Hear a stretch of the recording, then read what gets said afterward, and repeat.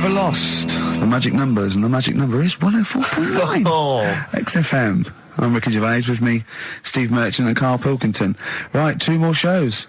Till we're off air for don't know how long. Is that 2 more including this one? Yeah, no. 2 more after yeah, no. It's this is one, and then there's another one. Right, 2 more. And that's shows. the last one. There's 2 more shows. Yeah, including this one. We're starting now. If I'd have said this at the end, it might have been ambiguous. But I've said it at the beginning. There's 2 hours. That's a whole show. Right. So there's 2 more shows. 2 more shows, including this one. Yes, well, obviously. So 1 more show. After it's this only one. 1:05. After this show, 1 more. Yeah, one more. Yeah. Next week there's 1 more show. That means 2 altogether. Oh no, now it's only 1 more show. Good night. Okay.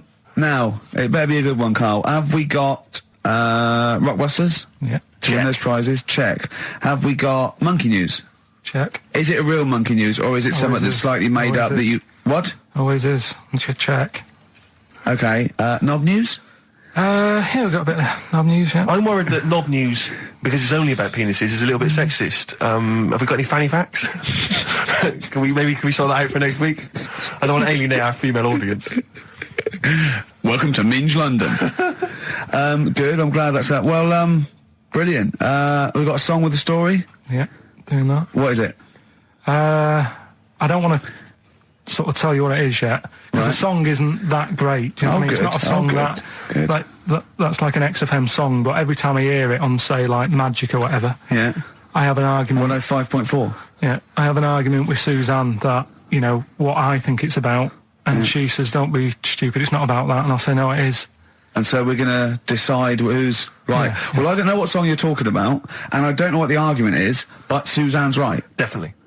No doubt about it. Yeah, we'll have a listen, but I'm hoping that once people sort of listen to it again with my thoughts, every time this song sums up what people should think of you. It's don't believe a word. All right? That's the sort of links I'm capable of. If that doesn't bag us as Sony, then nothing will. Thin Lizzy, don't believe a word on XFM 104.9. I'm going to miss this show. It's been good. You want to be the only one? No, well, you know, so we'll come back again. We've got a lot to do over the next few months, but maybe for Christmas or just after. But I still call Karl every day anyway. Oh, sure. I called him a couple of days ago. Of course you did. And I went, it was the weekend, I went, what are you doing? He went, oh, just in Regent's Park and that. I went, what are you doing? I said, just going for... He went, oh, Jesus. I went, what? He went, a caterpillar just fell out of the sky. I went, what? He went, a caterpillar just fell out of the sky. God, it's there, it's wriggling around. I went, sure a bird didn't just drop it? He looked at it and went, oh yeah. It was a bird. Of course he did. Yeah. For a moment he thought caterpillars were raining from the sky. I thought I was in Chicken Licking. Yeah. Unbelievable. Why did you think a caterpillar had fallen out of the sky? I don't know, it just startled me a bit. I love Karl being startled. I like the idea of him straight on the phone to Trevor McDonald. Look, Trevor, there's caterpillars, insects falling out of the sky. They're falling out of the sky now. Put it on the news, quick. Are you sure there wasn't a bird? Oh, there was a bird. Yeah, sorry, Trev. Bye. But it was after, like, I hung up the phone and that from you. I sort of sat there for a bit watching it. I imagine him cross-legged, just in front of it. But do you know what? Because of his shape, the shape of his head, and his sort of IQ, I bet the caterpillar was thinking, Mama. Yeah. Do you know what I mean? Yeah. It's unbelievable. Go on. It was sort of running about all over the place, right, Steve? So the caterpillars have loads of feet and that, don't they? Wow! Well, they have 6 legs. They're actually larvae of an insect, so they have 6 legs. But they have little sucker things to hold on to the back of cabbages and that. No, they've got more than that. I'll tell you, they've got 6 true legs. Trust me. Trust me, I'm a scientist. And you were thinking what, Karl? Well, but they've got little pods. They've got little pseudo pod legs and little suckers. Yeah. But it was running about like everywhere, right? Mental, but sort of running off to the left, and then it sort of went back to where it was. Then back, you know, went right and what have you. I'm just thinking, whoever gave them the legs, right? What's the point if they don't know where they're going and that? Do you know what I mean? If you can get about... Imagine that sentence. Did you hear that sentence? Can we play that sentence back? No, I don't think we can. Imagine who gave him that legs. Whoever gave him them legs, what's the point if they don't know where they're going and that? And that. Always and that. And that, but maybe you just, to be fair to the caterpillar, with all its legs, okay, and you know where it's going, it had just been plucked from its house by a bird, shot up into the sky, and then dropped from 80 feet. hitting the ground. Onto the head of a weird, bald-shaved monkey. It was probably concussed. Yeah, it's one of them things again, though. But it still knew more about the world than you. How does that make you feel? I just think it's a waste of time having all them feet. It's the same thing as the... Now it's got feet now. It has a nightmare buying shoes, doesn't it, Carl? all the... what was it you were saying about leeches and that? Because we were talking about insects. Well, they're not That's just all insects. these- They're not insects. What are they? Well, I think they're probably... class are probably platyhelminth. Probably sort of like a flatworm type thing. That's what you were thinking, wasn't it, Carl? Yeah, I'm not sure about that. I don't know what the phylum is, but they'd be, yeah. What was the leech? What was an interesting? Well, leech there's an experiment where you get a maze for a leech, and there's a bit of blood thing, and it eventually finds its way to the blood. Okay, and then it knows. Okay. And if you put it back to where it starts, it knows where it goes straight towards it because it's learnt it. If you liquidize that leech and feed it to some leeches who have never done the maze, because of a thing called chemical memory, they find their way straight to the blood. That is extraordinary. It's extraordinary. Yeah. I mean, it's incredible. We should try that at Hampton Court one weekend. But maybe with some tourists. We'll just blend up some tourists. Or the people on them, I'll tell you who would do it, those people who go on Celebrity Love Island. Any of them. They will do anything to get They will be liquidized. People have enemas. They will do they wank off pigs. They will do anything to get on telly. What about that? Be liquidized and fed to another. Get one D-celebrity slapper, liquidize her and feed her to another slut. So we and blend see if up she Happy can Tippers. find her way. And see if she can find her way to Channel 5. Yeah. What a brilliant show. Hosted by Jimmy Carr. Of course. That'd be amazing. The Kinks, Better Things on XFM 104.9. Steve Merchant, Ricky Gervais, Karl Pilkington. But do you know this... we're talking about the leech thing. Sure. Right. You're saying put them in a blender. I'm not saying that. Well, someone did. Yeah. Why were they doing that in the first place? Do you know what I mean? How did they find out that if you put leeches in a blender... I don't know. They probably kept feed them to notes. another- I don't know. No. But what made them? Were they just having a laugh? What made them go? Was it a party? It was a couple, a couple of 40-year-olds. They were at a party. It was a couple of research scientists. They'd been given £1 million, and the boss was coming around to say, "What are you doing?" And they were just making a smoothie, and they went, "Quick, See, Mr. this is- Yakamoto's come round, throw in some leeches." What are you doing? Just leeching. Just feeding these leeches to some other leeches. All right, well, that looks like science. I'm off. Well, that's what they. Here's That's, another £1 million for next year. Bye. Yeah. that's how they work, though, isn't it? A lot Yeah, of these that's scientists. exactly how they work. I'm That's just it. saying they're getting away with murder. Go on. Well, just the way they do sort of spend And loads of you time. can't say anything in front of him because everything's got a point with him. You can't have a conversation with Carl because he always puts in a curveball. You tell him something, and the question comes back that you never could have expected. When I told him that story about the monkey who'd run away because he had an argument with his father, he said, "What was it about?" No one in the world thinks that. Well, no one in the the- world the- would ask that question. The leech thing. Do you Yeah. know how you said show the leech the way to its better food, whatever it's eating or whatever Yeah. in the maze, right? Yeah. It makes its way, Yeah. right? It eats the cheese or whatever. Right? Blood, right? And then you give it. Everything's a cartoon with Carl as well, isn't it? Everything is a It's cartoon. a leech with a little hat and a little baby bell at one end. But what happens if you got another one and move the bit of blood? Yeah. Right? So feed those two leeches to one. Then what? So is it going to get confused, or do you know what I mean? Which way will it go if it's eaten two leeches Yeah. that have done two different ways? Yeah. Is it sort of stressed out?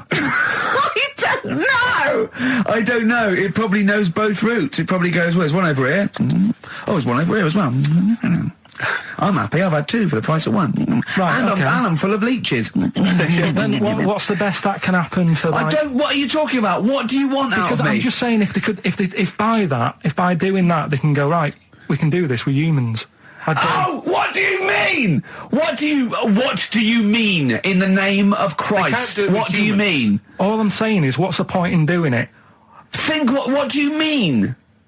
If you could do it with humans, I'd say, But well, what right, Carl, think about what you're saying, man.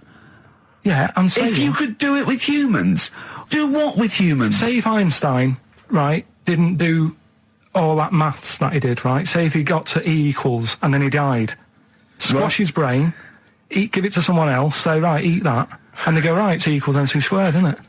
What I'm saying is... But they wouldn't. They'd go E equals... Oh. Wouldn't they? If it was chemical memory, they'd go, oh, E equals... Oh, yeah, same as Einstein said. Yeah, I just ate his brain. What am I saying? What have you made? Carl, think what you're saying. It's unbelievable. The thing is, right, you are what a scientist does. You just keep saying why and what and why and what. But nothing's ever enough for you, which is good. It's nice to have an insatiable... I get annoyed with all the amount of time and effort that's put into stuff that's useless. What's the next stage to squashing that leech? If it's not going anywhere, forget it. Work on something else. It's the same way in some science magazine I was reading about, is he anything smaller than a quantum electron or something? Yeah. It's like, if it's not getting in the way, don't worry about it. Why are they worrying about things we can't see? If you blended up Carl's brain and fed it to someone, would it make any difference? No, they wouldn't even notice, would they? No. You fed it to a leech, and the leech would go, oh, I don't know what I was doing. I don't know what... Where was I going? I'm even more confused. I don't know. Talking of leeches, did you see the dregs that they put into Big Brother last night? I've not been watching it. It's bad enough anyway. It's a house full of people you wouldn't cross the road to save, right? Yeah. But there's three. They've put in three more to spice it up a little bit. They've put in a low esteem model. Sure. Right? They've put in Mr. Bean, who is the whitest man I've ever seen. Mm-hmm. I mean, it's like a new race. Yeah. He's nearly see-through. And this thing that looks like Matt Lucas in a bikini. Wow. Unbelievable. The fat things on her back, I thought she was coming towards me. Really? It was unbelievable. And the first thing she said, she went in, she looked in the mirror, adjusted herself and went, oh, me minge. Oh. That's the level. Do these people have relatives? Is there anyone in the world who knows them, claims to be a friend of theirs? Families. Do they have family there, or the family just moved away? No. They're probably their family. Their family are probably quite proud of them because they're on the telly. Oh. It's probably like saw your daughter last night saying "Oh, we minge" on the telly. Yeah, she was on the telly, wasn't she? Yeah, she was on the telly. What about the bit about "Oh, me minge"? She got one out immediately. Went, got it out, lobbed it out. It's unbelievable. It looks like an experiment. I can't watch it anymore. It's just too much now. Because I can't relate to those people in the first series. I always remember it seemed like a genuine social experiment. Yeah, exactly. There was intrigue, there was drama. Yeah. It was genuinely great hypnotic television. Now it's like putting ants in a jar and shaking it. I don't know but even now I couldn't watch that once a night every week. No, I know. It's just. It is unbelievable that what people are willing to do now and the title, because they've just put in people. It's unbelievable. It really is. You don't care about anyone. But I suppose what's good is that I think you watch it now because you want one of them to fall over and hurt themselves. Yeah, or just choke on a chicken bone. And no one else in the house knows the Heimlich manoeuvre. That's a good idea, isn't it? Yeah, feed him more chicken. Send in more roast chicken. So we got a wonderful celebration for you. Pushing the Senses by Feeder on XFM. Ricky Gervais, Steve Merchant, Karl Pilkington. All right? How you doing, Carl? I'm all right, yeah. Another holiday? Well, it wasn't holiday. Well, it was. You had 5 days off work. Why isn't it holiday? You had 5 days not working for a living. You know how many days holiday gets a year now? 29. Oh. That's more than teachers, isn't it? It makes me sick. Well, I know the kind of hours you work, Rick. It's mad. I mean, if you're not in work by midday, you're furious. No, but I mean, I'm always... 29's normal for the normal working person. Yeah, but, you know... And anyway, it wasn't a proper holiday. I went to see my mum and dad. It's nice to see them and everything, but it's not holiday, is it? Why? It's not going away. It's not getting on a plane, is it? Going away. Oh, is that definitely a holiday? What happened before 1950? I don't know. People used to go... Yeah, exactly. People used to go to Blackpool or Brighton. That was holiday. Yeah, but I didn't Where did you go? Went to Wales. There you go. Lovely holiday. Lovely holiday. Have a holiday in Wales.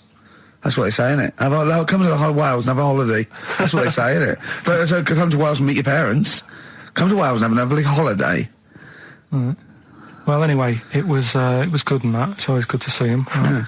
But week off work. Do you know, like my mum likes gnomes and stuff. Yeah. Right. Of course she does. She's lived with one for 30 years. She said, get your dad to take us to this park where they've got 6-foot gnomes and stuff, right? have a walk about. Sounds like a nightmare. It sounds like a living nightmare.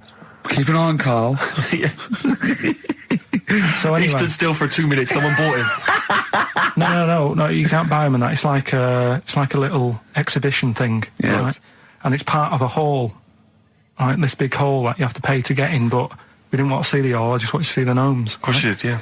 So anyway, my dad says, yeah, well, we can get in there for free. Of course he did. Clever. Right? So we parked up on this little country lane, right? No one about. We walked How much down, was it to go in? Like £2? about £3 each. Yeah. But he said, well, yeah, but if you don't have to pay, do you know what I mean? You enjoy it even more, don't you, when you're walking about and you think, I've got this £3 in my pocket, no one's having it. Yeah. Right? No, looking over shoulder for a bloke with a peak hat saying, can I see your ticket, please? I wouldn't enjoy it more, no. Go on. Yeah, but you don't worry about it, do You got a bit of money now then, Rick. You've changed. So anyway, so we had to walk across about 4 fields. For £3! Right, and what happened was we're walking through all these fields and what have you, big grass and muddy bits and all that because it'd been raining, and climbing over fences and stuff. And we're in this field, right? And I look to my right, and there's about 30 cows all staring at us, right? And Suzanne started to panic a bit. She said, we shouldn't be here. Dad says, of course we can. We're allowed to go wherever we want. You know, all this land, it's ramblers' rights and all that stuff. Yeah. And take a cow if you want. So, unattended. Serves him right for leaving him in the field unattended. I'm having one. Yeah. I keep us fed for a week. across. Anyway, these cows start surrounding us. Surrounding us. Oh, brilliant. Oh, no. Face off. And Suzanne's panicking, going, this isn't right. We're not going to make it to the fence in time. They're moving faster than us, and he started sort of running a bit. Wow. And It's like Dad some was kind of bovine West Side Story. Don't A gang of cows coming at you. don't worry about it and stuff. But my dad had to sort of stand there and like wave a stick at him. Of course. And we got away, but Suzanne was like having a bit of a sweat You on, got away. saying, we could have got killed. Sure. And my dad saying, nah, it never happens. And I just wondered if it does, if there's a risk of... Yeah, it is rare, but there's been a couple of cases of being trampled by cows. They're not aggressive. They sort of run through you. Well, they're aggressive if they've got a calf. Did they have kids? What? They had kids with them. Kids, yeah. That's goats you're thinking of. Yeah. Maybe they were trying to sneak into the gnome thing, and they were worried that, like, if too many people did it, and they thought some cows, we can just sneak in. They Where were trying, cows, yeah. no one's expecting cows. And the cows but were some going, humans. walk upright like you're human. Don't walk upright. They thought you'd blow their cover. Yeah. Yeah, people have been killed by cows before. Yeah, that was like the highlight. And then... So when you arrived there, you were presumably covered in mud, looking like something that had just come from Glastonbury, staggering around this exhibition. It wasn't that bad. It was just like a woods, and it had like a funny sort of funeral, like a graveyard thing. Right. Yeah. With bodies sort of hanging out the ground and that. And we had What? these 6-foot gnomes. Right. And then we just set off again, walked back. But we You didn't sure have to this go wasn't through a the field. dream? No, it was good. But then I got back, right, Steve, and called up Ricky. I said, right, are you about? Have a chat and that. So he said, I'll just come round. It's a nice day. Have a drink and what have you. So I got round there at about 6:30, right? Go up to his door, knock on his door, right? He stood there with his tackle out. Oh. Yeah, what did you make of that? What was wrong with that? What do you mean, what's wrong with that? Why were you looking at it? Why were you looking at it? I tried not to look at it. But again, you're always sort of attracted to it, aren't you? Kind of like... I've never been attracted to another man's tackle. I don't know what you mean. You can't help but have a little sly look. And especially when it's there. When you ring the bell, and I mean the one on the door, right? And that's hanging out. And does he dress to the left or the right? It was to the left, right? Yeah, it was left, yeah. Just popped it out of my shorts for him. Just popped him out of the shorts. Should have seen the state of him. Shorts on, no top, cigar. Looked like someone out of The Sopranos. It was a mess. Yeah. And then... Then we sat on the balcony drinking wine, didn't we? Did you pop it back in, or was it still... Yeah, I out at that popped point? it straight back in. I'd got the laugh. Sure. I'd got the laugh I Yeah. wanted. Yeah. He walked in, he went, it's not that hot. Straight away, it's not that hot. Oh, brilliant. And then, was that knob news, or is there more? No, it's got more knob news. That's just a on there. taster. Just a taster. Listen, let's play some adverts, let's play some great music, and maybe we should have some early knob news. Early knob news coming up. XFM. Landed by Ben Folds on XFM. I'm Ricky Gervais, Steve Merchant, Karl Pilkington. We've had a couple of emails, Rick, saying that there have been reports of people actually being killed by cows. Yeah. So it is actually quite a lucky escape for Karl and his family. The worrying thing about that is it's tragic, and anyone dying unexpectedly, it's terrible. But what makes it worse is when it's something like being killed by cows, because there's a slight humour aspect. Yeah. How were you killed by a cow? Yeah. You know, like for example, if you were killed by a falling safe, Yeah. the vicar might laugh. Yes. That's my worry. Yeah, well, I read a story in the paper of a man who fell out of a window and died. He fell out of, he was like a third-story window and he fell out. But it was slightly amusing because at the time he was mooning. I know. For a laugh, he was mooning someone and he fell out. I know. So when he fell, even though it was tragic, he obviously had his trousers around his ankles and his arse out. I know, the thing, there was a kid who died, got hit by a truck mooning.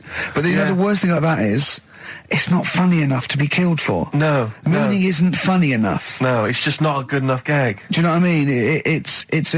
It's a witless sort of thing to do, and then to be killed for it. If you'd just done a 2-hour impromptu Eddie Izzard style, routine, and then you got tragically killed, that would sort of make sense.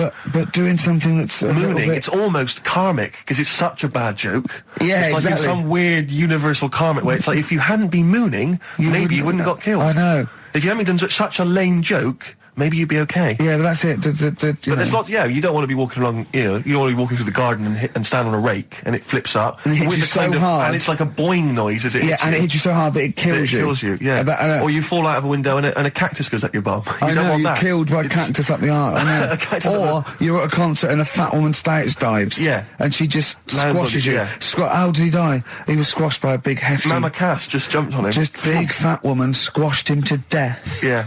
Tell you what. Yeah. Tell you what though. Right, talking of fat women. Go on. I'm not having a go, but did you see Michelle McManus on... oh, man alive. Yeah. You are what you eat. What had she eaten? Girls allowed. Look at that. It was unbelievable. No, but to be fair, she didn't... Did you see her in her bikini, whatever? Yeah, well, yes, but she was always a little bit... Yeah, but a little bit. Well, no, she eats too much, right? But what I did like about it was that she had a go, she did lose her... hard and that, yeah. Huh? I quite liked her at the end of it, really.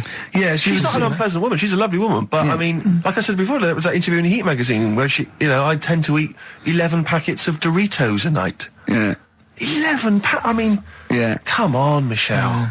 That's too much, isn't it? Unless you're trying to win some kind of competition, like trying to find some kind of, a golden ticket in one of the packets. There's no excuse. What could you possibly be trying to win to eat those every day? But she's not... It wasn't her who annoys me. It's that doctor in it, that woman. She does me head in. Yeah. I can't be doing with her the way...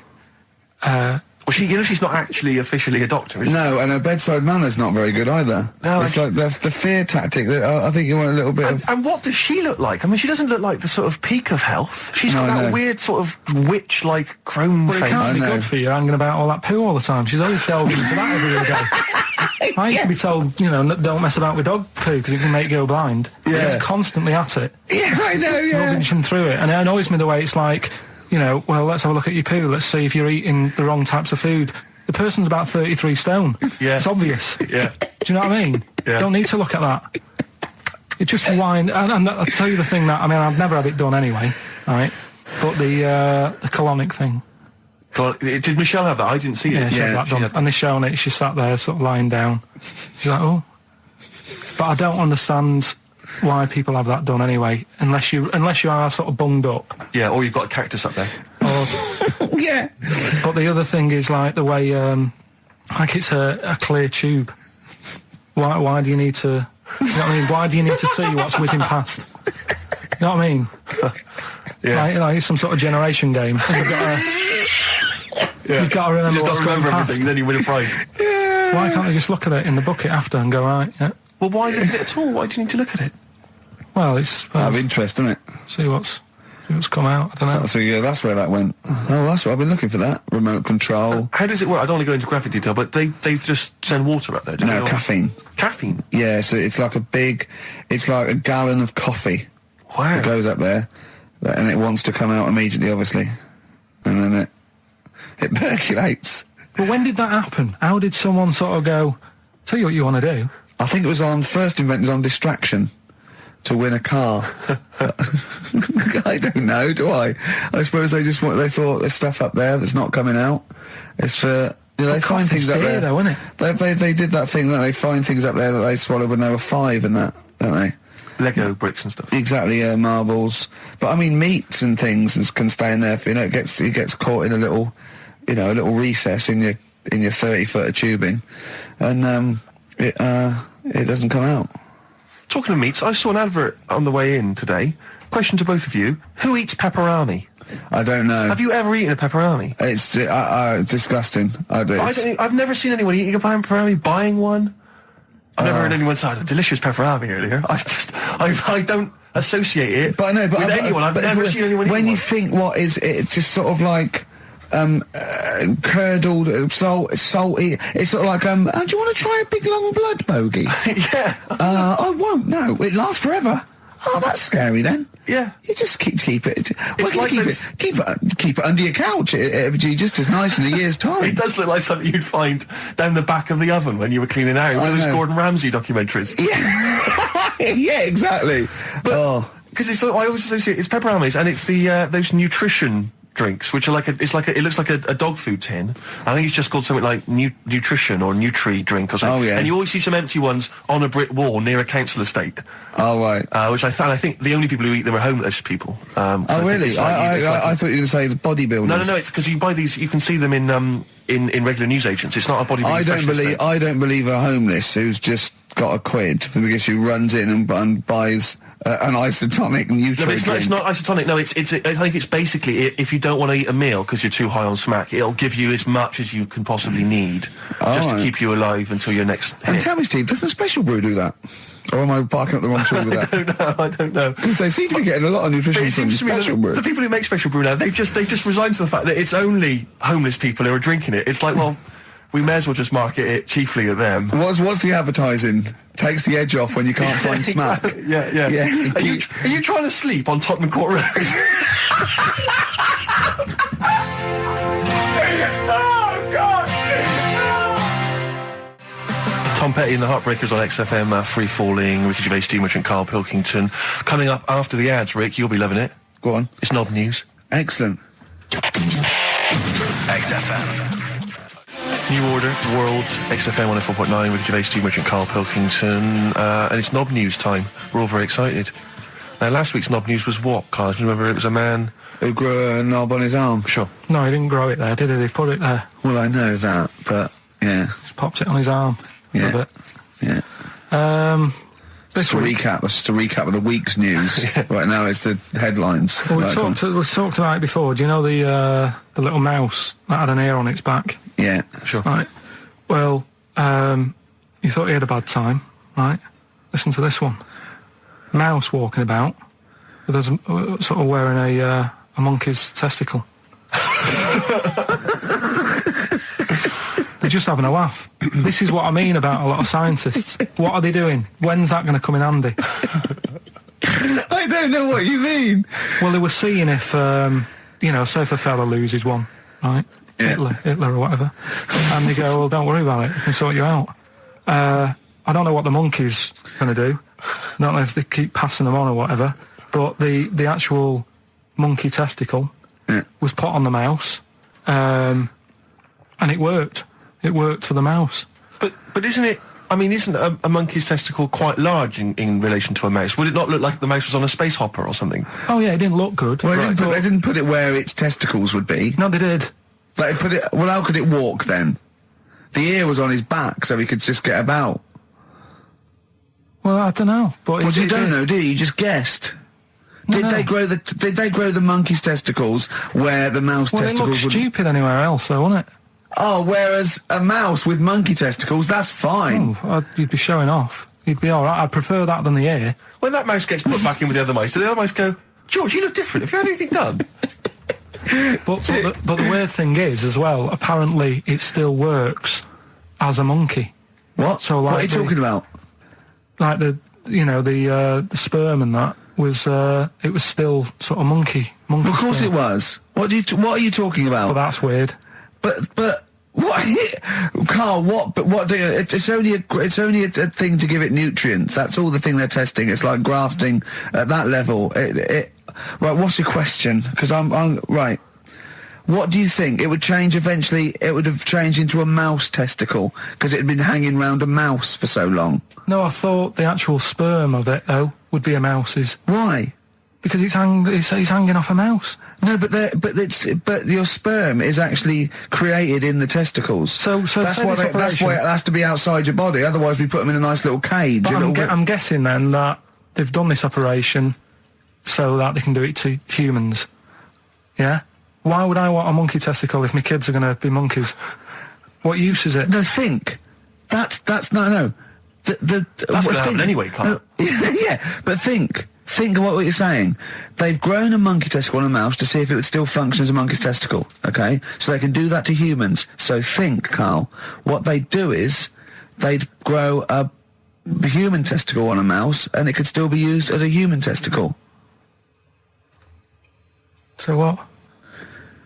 To give you a testicle that you've lost. From a mouse? No, from another person who it was kept alive on a mouse. Because it's kept the nutrients alive, as opposed to keeping it in a deep freeze. Maybe bollocks go off after a week. I don't know. Maybe they get accidents. He had a little a card. Do you donate your testicles? Yeah, I'll tell you what. No one needs testicles yet. Let's keep them on a mouse. You have yours ripped off in some sort of bizarre skiing accident.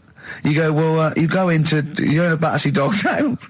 You pick the ones you want. They can grow them on anything. They can grow them on a Dachshund. Bulldogs are growing them usually, that's where you see a bulldog. Usually that's waiting for an operator. What don't you understand, Carl? Hang on a minute. I thought this was knob news, not testicle time. I don't understand what this testicle time's not for another 10 minutes. Yeah. No, it's all sort of linked and that though, isn't it? Well, sometimes it's linked to a mouse. But what do you think about, like, I don't know, testing stuff out like that? Is it worth it? Could you not just go straight from... But listen, Carl, I'm getting this information from you.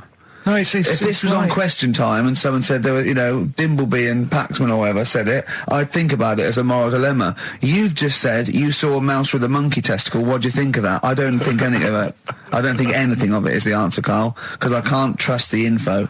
I cannot trust anything that comes out of your mouth. Well, it's true, but it's just all this. It's the same thing, innit? It's the leeches in a blender. It's the fella looking at an electron. Yeah. It's the mouse with an ear on its back. Yeah. I don't know what the point is. But you don't read on. Because I've seen you read somewhere and you're going, look at that. Man survives on eating knee. And I go, what else? You go, I didn't read on. I didn't read on. You look at the mouse with the ear on the back and you just think, that must be murder at a concert. You don't think. You don't think. No, I just think, is it worth sort of wasting You think he swallowed someone's ear? He gnawed it away and swallowed it, and it's just in his system? Yeah. No, I just get a bit sad about the mice and that. I agree. I mean, that is sad, yeah. Of course, anything like that is awful. Well, saying that, I remember ages ago, they have a load of people on Oxford Street. Don't know if you've seen them, where they get you to sign stuff. Yeah. And the woman got annoyed with me, right, because she was saying about, drugs with animals, testing them out and stuff like that, which is bad. And I was saying, yeah, it's really bad, and I was looking at the pictures and that. But I said, what would happen, if like the drugs, aspirin, and the monkey's got headache, is it such a bad thing? She got annoyed, didn't want to listen anymore. It's a good point, though, isn't it? At what point is it cruel to test stuff out and things? Yeah. Give it some Nurofen. It's happy. Yeah, well, I bet that mouse had headache. Because everything must have been loud. The other mice squeaking must have done its head in. Yeah. Oh, that would give him a Nurofen. Turn that radio down. Give him a Nurofen, please. Well, listen, are we going to get Rockbusters out of the way quickly? Go on then, quick then. Might as well do it. It's not going to take long, is it? Right then. So, 3 clues and that. Yeah. Initials of a band and artist. Yeah. And win some stuff. Steve can go through the... Ladder 49 better be in there. Oh, let me just quickly... it's Ladder 49. You get on with those clues and I'll tell you what's happening. And this is the last time. The winner of this... No, we'll do it again next week. Oh, is it? And then there'll be 6 people, and we just draw someone out of a hat to win the signed Homer, the Nigel Tufnell, and the us as for animals. Right, you ready But then? they've got great prizes. They've got Alias. They've got They've got Alias, they've got The Aviator, a Batman cartoon series, M. Night Shyamalan's The Village, atrocious film, and Ladder 49, there it is. Brilliant. It's in there. Joaquin Phoenix, John Travolta. Their greatest challenge lies in rescuing one of their own. brilliant. Go on then, Carl. Right, the first one then. When I'm ill, I throw up horse food. When I'm ill, I throw up horse food. How can that work? What's going on there? The initials there, I-H. Right? It's a band or an artist or a singer. Something like that. I-H. They're the initials, the clue. I've got it. When I'm ill, I throw up horse food. Right? I've got it. Right then. Well, don't say anything. Works, doesn't it? No. Second one, that garden tool, it's not yours. What are you doing with it? Right? Yeah. That garden tool you're messing about with there, it's not yours. Yeah. Give it back. Right? What's that? ND. ND. Right? Artist or a band. What's going on there? Right? Third one, that male sheep sounds fed up. Why is he fed up? Right? TR. TR's the initials. That male sheep sounds fed up. What's going on? If you know the answers to them three, email in ricky.gervais@xfm.co.uk, or you can text in 83XFM. Right? Great prizes. You can win yourself a copy of Ladder 49. Foo Fighters. Best of You on XFM 104.9. All right, Carl. You calm down now about science. It just does me head in, a lot of this stuff. I think I would have been better off sort of growing up in the 1940s or something. Why? Where there isn't as much science going on. People just live, don't they, for the moment. So You know what I mean? well, but what if you'd had to go to war?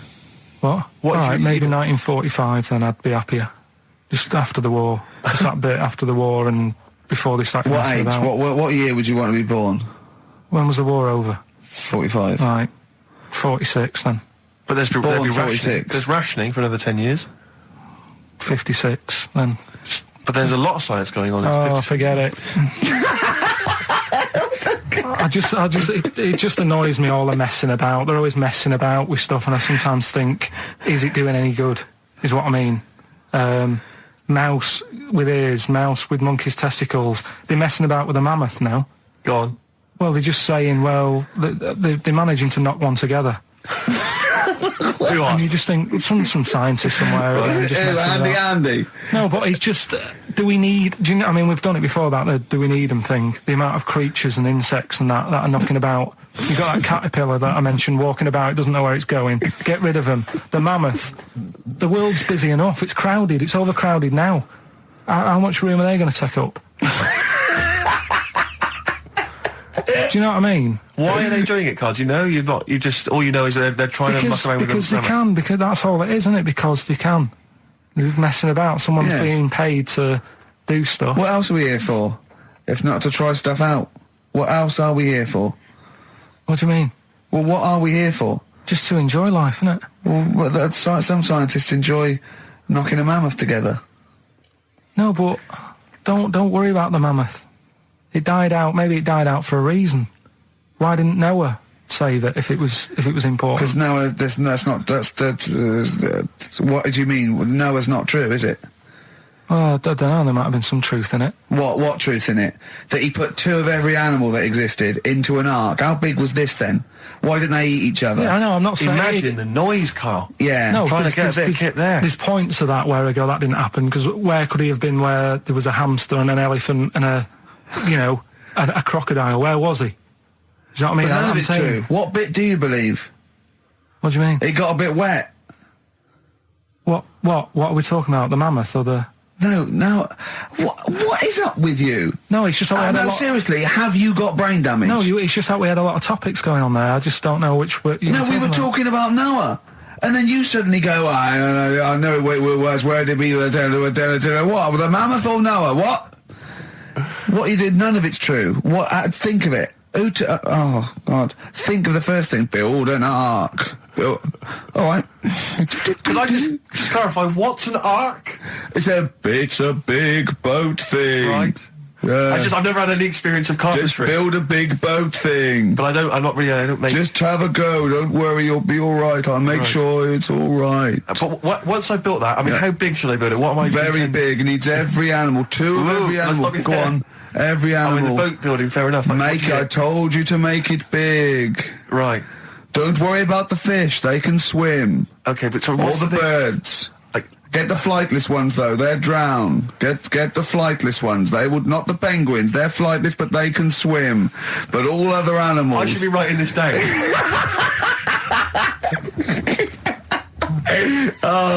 Why? I mean, wouldn't you have took that opportunity to go, right, you know, forget the, whatever.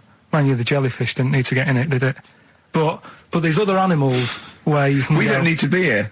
No. Because Karl is actually having a little argument with his own head. It's like, you remember that comic strip, The Numbskulls? Yeah. Where there's loads of people in there doing different stuff, that he can hear them. Yeah. And sometimes his own mind puts him off. Yeah. Like just then, he has an argument with himself and it puts him off. Right, what's your question? I'm just saying, don't mess about with a mammoth. Whoa, Good, okay. Well, what a platform. It's good. You know, we've got a radio show, got our own radio show. People are spending money to advertise it. People are actually bothering to listen. And the words of wisdom coming out of your mouth is don't mess around with a mammoth. Brilliant. Great. No, but just going back to You sound just like Bob Geldof. I can't be bothered with this. He's trying to say... What can't you be bothered with? Just because I think I've got a good point. What? Don't mess around with a mammoth. That's not anything. the point. Don't put your daughter on the stage, Missing Roy. Well, what are you talking about? It's just that I think there's too many animals knocking about. I mean, I know you love your cat and what have you. Waste of time, though. What do they do? Well, they frighten you. Well, yours is mental, though, isn't it? He's sitting there, and the cat right behind him, and he nearly shut himself. Well, your cat is crazy. It does go for it. It loves... It's got claws, big old claws. Of course they have. It's a cat. Yeah, but no, most cats don't come leaping at your ghoulies every time you sit down with a lovely warm hot cup of tea. Aren't they pointless, though, Steve? Well, I've always had a problem with pets generally, the idea of But pets. cats the most. I was saying to Ricky about, I don't know why, out of all the animals that Dick Whittington could have took with him on his journey. Again. Forget the cat. Forget it. What's it going to do? Okay, you've got to walk to London because the streets are paved with gold. You can take any animal. What do you take? It wouldn't be a cat because it would keep wandering off. You do double the distance. Try to get it back. Come here. They don't listen to you. I can't be dealing with them. I agree. You don't get enough affection back from a cat. A dog, it loves you, it can't get enough of you. But cats, they're very snooty. Well, they're cool, aren't they, cats? They're cool and independent. I like dogs as well. I like all animals. What would you take with you? What if I was Dick Whittington? Yeah. And where's he walking from? Like, I don't know. Wasn't it Bristol to London or something? I don't know. Again, it's a bit hazy. This isn't well documented. But couldn't he? I mean, why is he taking a pet and not a mate who? I'm not interested. Forget it. I try and learn, and you don't help. That's a track from the new Amy Mann album, The Forgotten Arm. It's called She Really Wants You. XFM 104.9, Ricky Gervais, Steve Merchant, Karl Pilkington. Brilliant. Talking about technology, sometimes being a waste of time. Yeah. You know, when you came round the other night, before you came round, I'm sitting there, just at the computer. It's a hot day, wasn't it? As you know, I was in my shorts. I was tucked in. I didn't get them out till you came round. Just my own business. Jane got some wax strips, and she went, "Oh, let me just do your back." I went, "No. Right? I haven't got a hairy back. I've got a couple of wispy hairs on my shoulders, probably about 20 either side. Nothing to worry about. It's not like I look one of those people that's like a gorilla on the beach." I assume your back looks a little bit like Karl's head. Exactly, yeah. And she went, "I just do this." I went, "No." She put it on my back, and she ripped it off. I went, "Forget it." She went, "I've got to do the other side now." I said, "Forget it." Right? And, oh, God, I let her do the other side. It's ridiculous. It's so painful. And I've hardly got any hairs on the back, right? So it made me think of something that I'd heard about. There's a thing that you can do, and I don't know why, for people with really hairy backs and people who are hairy all over, okay, called back, crack and sack. They do your back, and there's some people that do look like little monkeys. Yeah. Right? Yeah.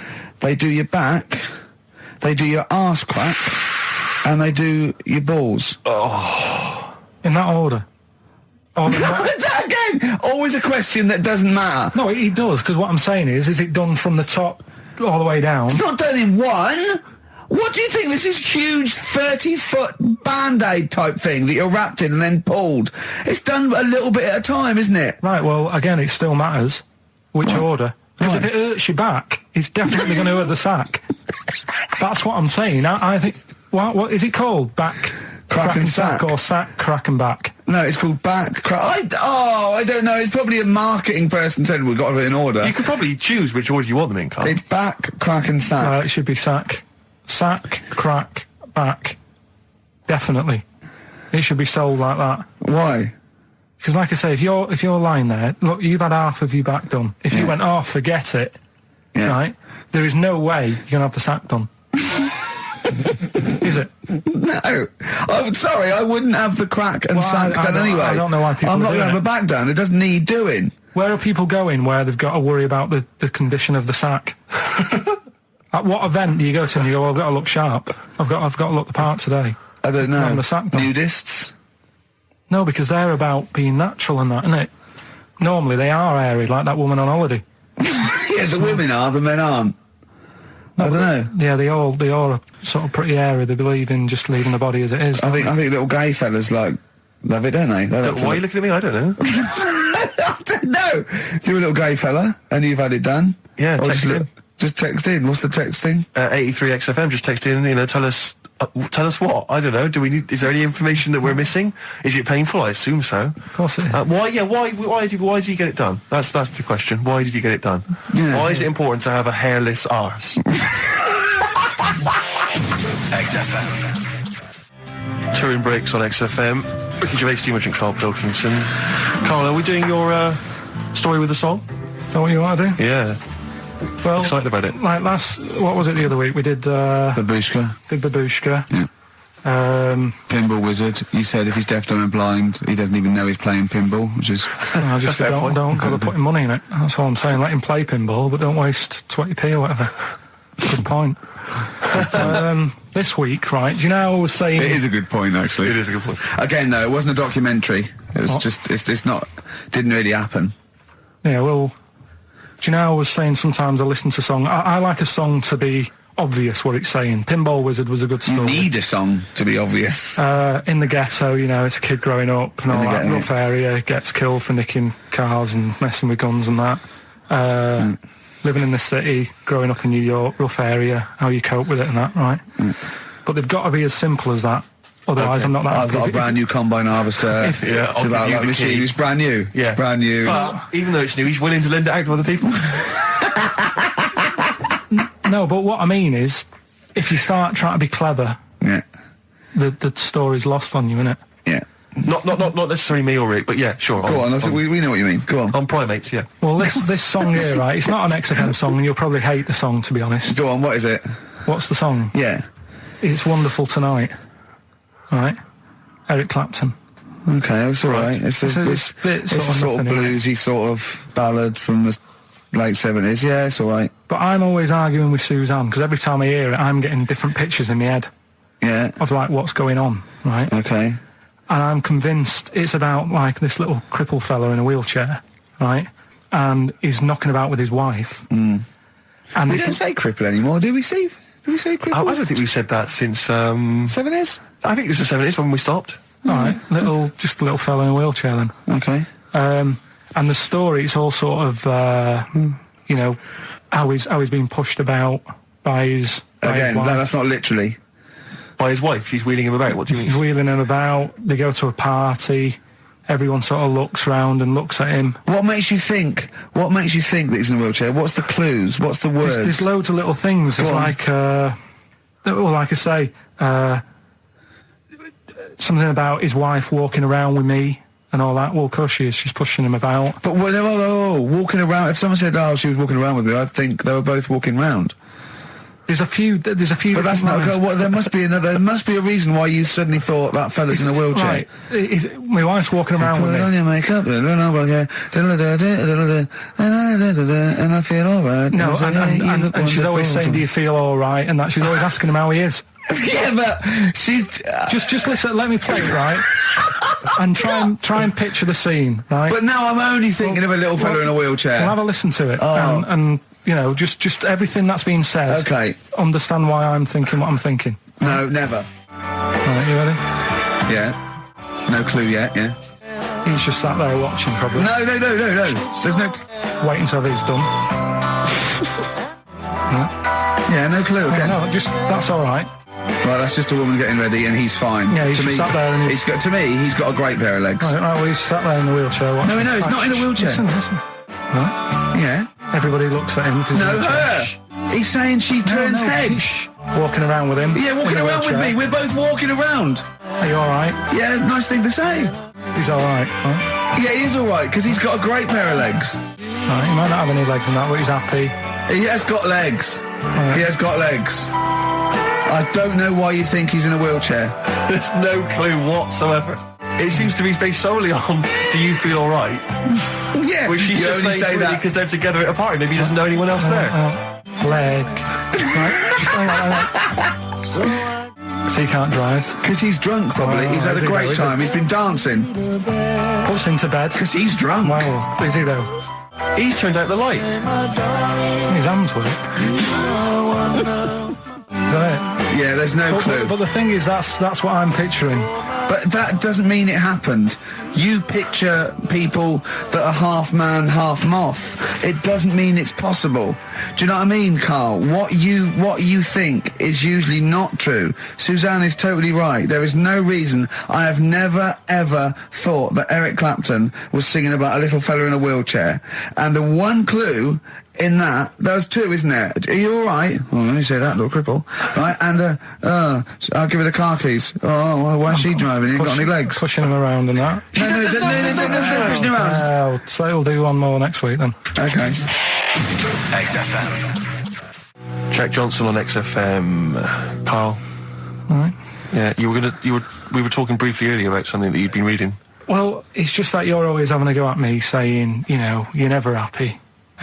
True. You know, what cheers you up? What's the best thing that can happen for you and stuff like that, right? Sorry, I've never said to you what's the best thing that can happen for you. No, but I'm like trying to encourage you. Steve's, and you have a bit. I've started reading more and doing more science stuff, even though some of it does me head in. Like I say, knowledge is almost annoying. Right, knowing about that mammoth is Think annoying. about being a quote. Yeah. Things like, if I have seen furthers clustered on the shoulder of giants, we will fight them on the beaches. E = MC squared. Knowledge is annoying. Yeah. That's an amazing one. Karl Pilkington, 2005. No, but it can get you down, can't it? Right. Knowing stuff that's going on. Yeah, knowing stuff. But sometimes I don't want to have stuff in my head. When I read a horrible story or someone tells me, I wish I didn't know it. Yeah. Yeah, that's all I'm saying. But at the same time, there was something in the paper about things to do before you die, and it was just stuff that I sort of looked at. I thought, don't want to do that. Cross that off. Not bothering with that. At number one, you always know what's at number one. It's the same thing every time. Swim with dolphins. Yeah. Don't know why. Do you want to do that? What's going on down there that it's so good? What do we don't not know. know about? I mean, yeah, it'd be fun. I'd love to sort of encounter most animals, to be honest. I mean, there's be a few animals on the top of the list. I'd rather hang out with a bunch of chimps. I wonder if I it's. love I wonder if it's you're down there with dolphins and you're swimming with them, and then they sort of they click away, they click, And they tell you a secret. You go into they lead you into a cave, right? But down there, it's like being at like Rolling Stones' house in the 1970s. It's They're like berserk. smoking. There's drink, there's women, Yeah, there's don't tell 'em. bars. There's like They're eating tuna. They're loving tuna. they love it, but they can speak. They go, all this clicking stuff. It's nonsense. We're having a wild time there. They go berserk, go crazy. It's 24 hours of non-stop debauchery. I think it's spiritual, but isn't never it? mention it to anyone else. It's incredible because they're so intelligent and you know. Do you know about dolphins though? That how intelligent they are. Well, people keep saying that, but what have they done? Do you know what I mean? What's someone done that they've gone? They spoke. You know, I've read a book by a dolphin or whatever. What have they done that makes them so bright? It's the same way they go, you know, they look after you, they save you and that. There's got to be one bad un in that bunch. Of course they. Sorry, I wasn't suggesting they're all flipper. I'm not just they're constantly going round the oceans trying to save people. I mean, they're intelligent, you know. In what way? What do you mean in what way? Well, what do you mean? Why do because why they do pass people tests? keep saying they're bright? because of the things they can achieve and learn. Like and, what? And, well, they can tell shapes, objects, colours. Sorry, Carl, I mean, they're no match for you. They're not as clever as you. They're way down this, that. But it's all relative, isn't it? For a non-human, they're doing okay. They're up there with chimps, you know. So what do you want to do before you die? Anything? Any achievements you want to have? Well, if I'm ill, I'd prefer to go to the doctors than to go with the dolphins. Yeah. Why are you suddenly ill? It's not, they don't, when they say things to do before you die, they don't literally mean the sort of, the day before. They mean you croak. that you want to experience life. You can do it over the next 20 Is years. that what you thought you meant? Like, literally Is the that 24 what you hours meant? before Like you a die? priest there going, give me the lift. What is it, Grandad? Dolphins. You know, no fit state, Grandad. Get me in the water. Get me down to Brighton. What do you think that list means? Well, yeah, that, you know, before you die. You're incredible, Carl. Amazing. You're all this time. Things to do before you die. That's why he doesn't want to do any of them. Didn't you think it was a bit extraordinary that you So had to what try and you- swim with dolphins and visit Disneyland and climb Mount That's Kilimanjaro what I all in was the same saying to you. afternoon? That's why I said to you, I would be in no mood for a dip.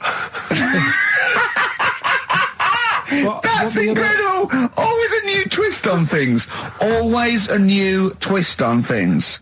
But you say about travelling and that, you like travelling and stuff, but why? Because I've seen and experienced extraordinary things. You know, I went to Kenya once. I met a man who was a vigilante. He was cleaning up his neighbourhood because the police were too corrupt to do it. Carried a sword, and you know, he was extraordinary. He'd been attacked, but he didn't care. He fought them off. He was trying in this little slum area to try and instill some law and order. He had to arrest his brother-in-law once. It was a fascinating story, and he was an extraordinary man. I went to Manchester and I saw two lads with big heads and webbed feet looking at a house. There was a horse in the living room. I mean... That's living. Leave it then. Listen, I didn't realise it's like 7 minutes to, right? Well, come on then. Well, let's do Rockbusters on Yeah, it. do Rockbusters. And you got Monkey News. Well, we'll see if we've got time. We got to do Monkey News. Listen though, Justin, if he's out in the office... Oh, look, just quick, do the Right, listen, Rockbusters right. answers then. Have you got a winner? No, I don't even know the answers, we'll do I? pick one. All right, then. The first one. right, it's I just dropped chaos. a plastic cup. right, the first one was, when I'm ill, Yeah. I throw up horse food. Right? Yeah. That's the clue. The initials were IH. I got Right? this one. And that I must was, say, to... that was I sick haze, because when you're ill, you're sick. What do horses eat? They eat hay. I sick haze. I sick haze is the answer. You got that. Second one, that garden tool you've got, it's not yours. What are you doing with it? Right? ND. That was different. That was what's a garden tool? A rake. Right? If it's not yours, what have you done? You've nicked it. You've nicked Drake. You've nicked that rake. Nick Drake. Nick Rake. Right? So that's ND. You got that. I don't know where to That's start. fine. No, that's fine. That's fine. The third one, that male sheep sounds well fed up. Go on. What's up with it? That was TR. That was that ram. That's a ram. That's a male sheep. It's fed up. It's moaning. Ram moans. Ramones. The Ramones. So they got that as well. Well, let's give it to Jenny McKean from Isle of Wight, because she's got all three of those answers. And Right, straight on to Monkey News. It better be better no, than let's that. play a record. Too We've got, much. let's play a record and We've and got have to Monkey do News. Monkey News. We It's said- only 5 minutes to go. We've got time for a record and then some Monkey Yeah. News, surely. Bit of XTC. Making plans for Nigel XTC. Okay, let's play the jingle. Oh, chimpanzee that. Monkey News. Right. This happened in Pittsburgh. Right. There was a rock band, and they've got this studio in Pittsburgh and what have you, and they're laying down tracks and stuff like that. And in the studio that they use, right, there's this monkey works there. Right, called, I love the way he throws that in. Like he throws that in. This monkey works there. no, it's just got a little gig there. He sort of he carries the equipment in, guitars, stuff like that. He doesn't. He does. No, he doesn't. He just sort of cleans up after the bands. No, he doesn't. Emptying the ashtrays. Doesn't that sort of happen. stuff. He Doesn't does. happen. That's the gig it's got. Anyway, right. Gets women out of the crowd that they want to go visit with. With one arm. Drag them back. So anyway, right. So the band's in the studio, right? And one of the band members brings some A&R fella to the studio to have a listen to the latest track. Right? Yeah. So they hit play, and they're all there going, "Yeah, brilliant, this is good." Oh, no. Anyway, so the fella says, "Yeah, I like the track. I especially like the bass on it." Right. Right, this is bullshit. So This is rubbish. So And they hadn't laid down a bass track? so this is. Have you heard it? So Carl, please don't do this to so me. the A&R fella goes, and it's like, the band members are stood about, and they're going, that's good that he liked it. And they're saying, yeah, but what's he on about with the bass? So No, this is rubbish. This is absolute rubbish. Where'd you get this from? Please, because we never get to the end. Let's hear it. This is absolute nonsense. So they played it back. Yeah, right? and it's the chimp playing bass. Definitely not. So they were like, that's weird, we haven't got a bassist. Anyway, so they go, well, whatever, right? So we haven't got a bassist. So They go, whatever, let's go home. Oh, forget it. XFM. Iggy Pop on board on XFM 104.9. I'm Ricky Gervais. Steve Merchant here as well. Yeah, little Karl Pilkington. Well, to reintroduce or introduce people for the first time to Karl, I think we should have a... Yeah, maybe sort of a quick Q&A, Karl, and we don't need sort of lengthy answers from you. We don't need lots of detail. You know, it can be just a couple of sentences. Just to get to a answer his flavour of who question. you are. Yeah, so firstly, name obviously Karl Pilkington. Age, Karl? I'll be 30 next month. Really? This month? No, next. Where are we? I don't think we need to ask any more questions. I think we've done it. That's it. I think we've done it. Welcome to the world of Karl Pilkington. I think that, I thought it would take 3 or 4 I thought it was questions gonna be at least- to really yeah. explain That what was the Karl first was question. about. Absolutely God. incredible. But you know, we can't really leave it there because we haven't got enough else to do to fill up the 2 hours. So let's pursue this line of inquiry. Yeah. Age? What was the age, Karl? In a couple of months. When were you born? I'll be 72. Right. What month? What day? I'm on the cusp. You're on the cusp of the day. Well, 23rd of September. okay. 72. So anyway, okay, right, good. And you were talking there about obviously your star sign, where you're on the cusp. Yeah. You believe in that, do you? No. You don't believe in star signs, No, not really. but you do believe in ghosts, I understand. No, because the paranormal. but the star sign thing, you've got how many different star signs, are they? 12, innit? Right? And then you've got like loads of people. Yeah. You do the math. So they're saying that, there's only 12 different sorts of people in the world. Exactly. That's exactly right. It's made up. It's made up nonsense. It's non-science. It's pseudoscience. It's yes. It's hairy man and dyed hair woman science. Yes. Isn't it? All right. Yeah. Have you ever done anything in a play, Pilk? We know this, Karl. You've performed. Just did the talent show, didn't I? Yeah. Oh, the talent show. Yeah. Remind us of the talent show. That's when I did Walk Like an Egyptian, dressed up as a woman. Yeah. Yeah. And did me magic trick. Oh, that's that. Is it an egg? The egg one. Yeah. What was the egg one again? When actually I've ruined it now saying the egg one, but I went on stage with like an hanky. Yeah. And I said, at this point I was dressed up as a caretaker in it. Sure. Don't know why, can't remember. No. I was stood there with this hanky over my hand. Yeah. And I said, right, you're going to love this one. Yeah. I said, I'm going to make a bird appear in front of your eyes, right? Yeah. And I'm like, oh God, what's he going to do? So I'm stood there. Yeah, I'm sure I did. Pulled the hanky off. It was an egg. Had an egg, and I said, oh, it hasn't been born yet. That's brilliant. They loved it. Yeah. Yeah. Wow for it, did they? Round of applause. Yeah. How old were you? Was that when you were like 17? Was that apart from your paper round? Was that the high point of your life so far? Is that what's the No, best? I didn't really Karl, want to do I'd like it. to see you take that on the road. Or maybe at least up to the Edinburgh Festival next year. Carl, we're going to play a song now, right? One of my great track, Watch That Man, off one of my favourite albums, A Love Insane by David Bowie. But during that, can you think of a couple of things for me? What's the best thing that's ever happened to you? Can you think about that for 3 minutes? Me and Steve will leave you alone. Just the best thing that's ever happened to you. Remember and think that is amazing. Yeah, can you do that? Play the record. I tell you what. What? You've just reminded me What? weird stuff going on in the But it world. wasn't a baby, was it? Maybe it was a baby. Maybe it was a baby, but it had water on it, everything. Well, listen, right, this was a kid with a big head, as far as I'm concerned. He wasn't a baby. But we know what he's got, everything's sorted. But other things, right, that are weird in the world, Yeah, do you go know, on, you're Karl. always like, you're going on about there's no ghosts and stuff. Yeah. Right? How do you answer this one? Yeah. Someone here who I work with, Yeah. right, I'm not going to say they are, 'cause it doesn't matter, but they were eating space cake, right? What do you mean by that, Carl? Explain. What's a space cake? For people who... It's some sort of druggy cake, isn't it? Yeah. Right? A dope brownie or whatever, yeah. Right. So with cannabis in it, is that what you're saying? I think it's something stronger than that, isn't it? I don't know. But anyway, he was having this space cake, And you better give me the name now, Carl, because I've got to report him. no, listen. It's only, no. It really doesn't matter. No. Is it Sturgis? Was it Claire Sturgis? Yeah, She let's wouldn't say it bother. is. She's gone on the hardest. She doesn't bother with yeah, those. she's just It jacked doesn't do anything to her Straight now. to the vein, yeah. So listen, right? So he's at a party, right, Yeah. with his mates, and they're listening to the Star Sailor album, right? Right.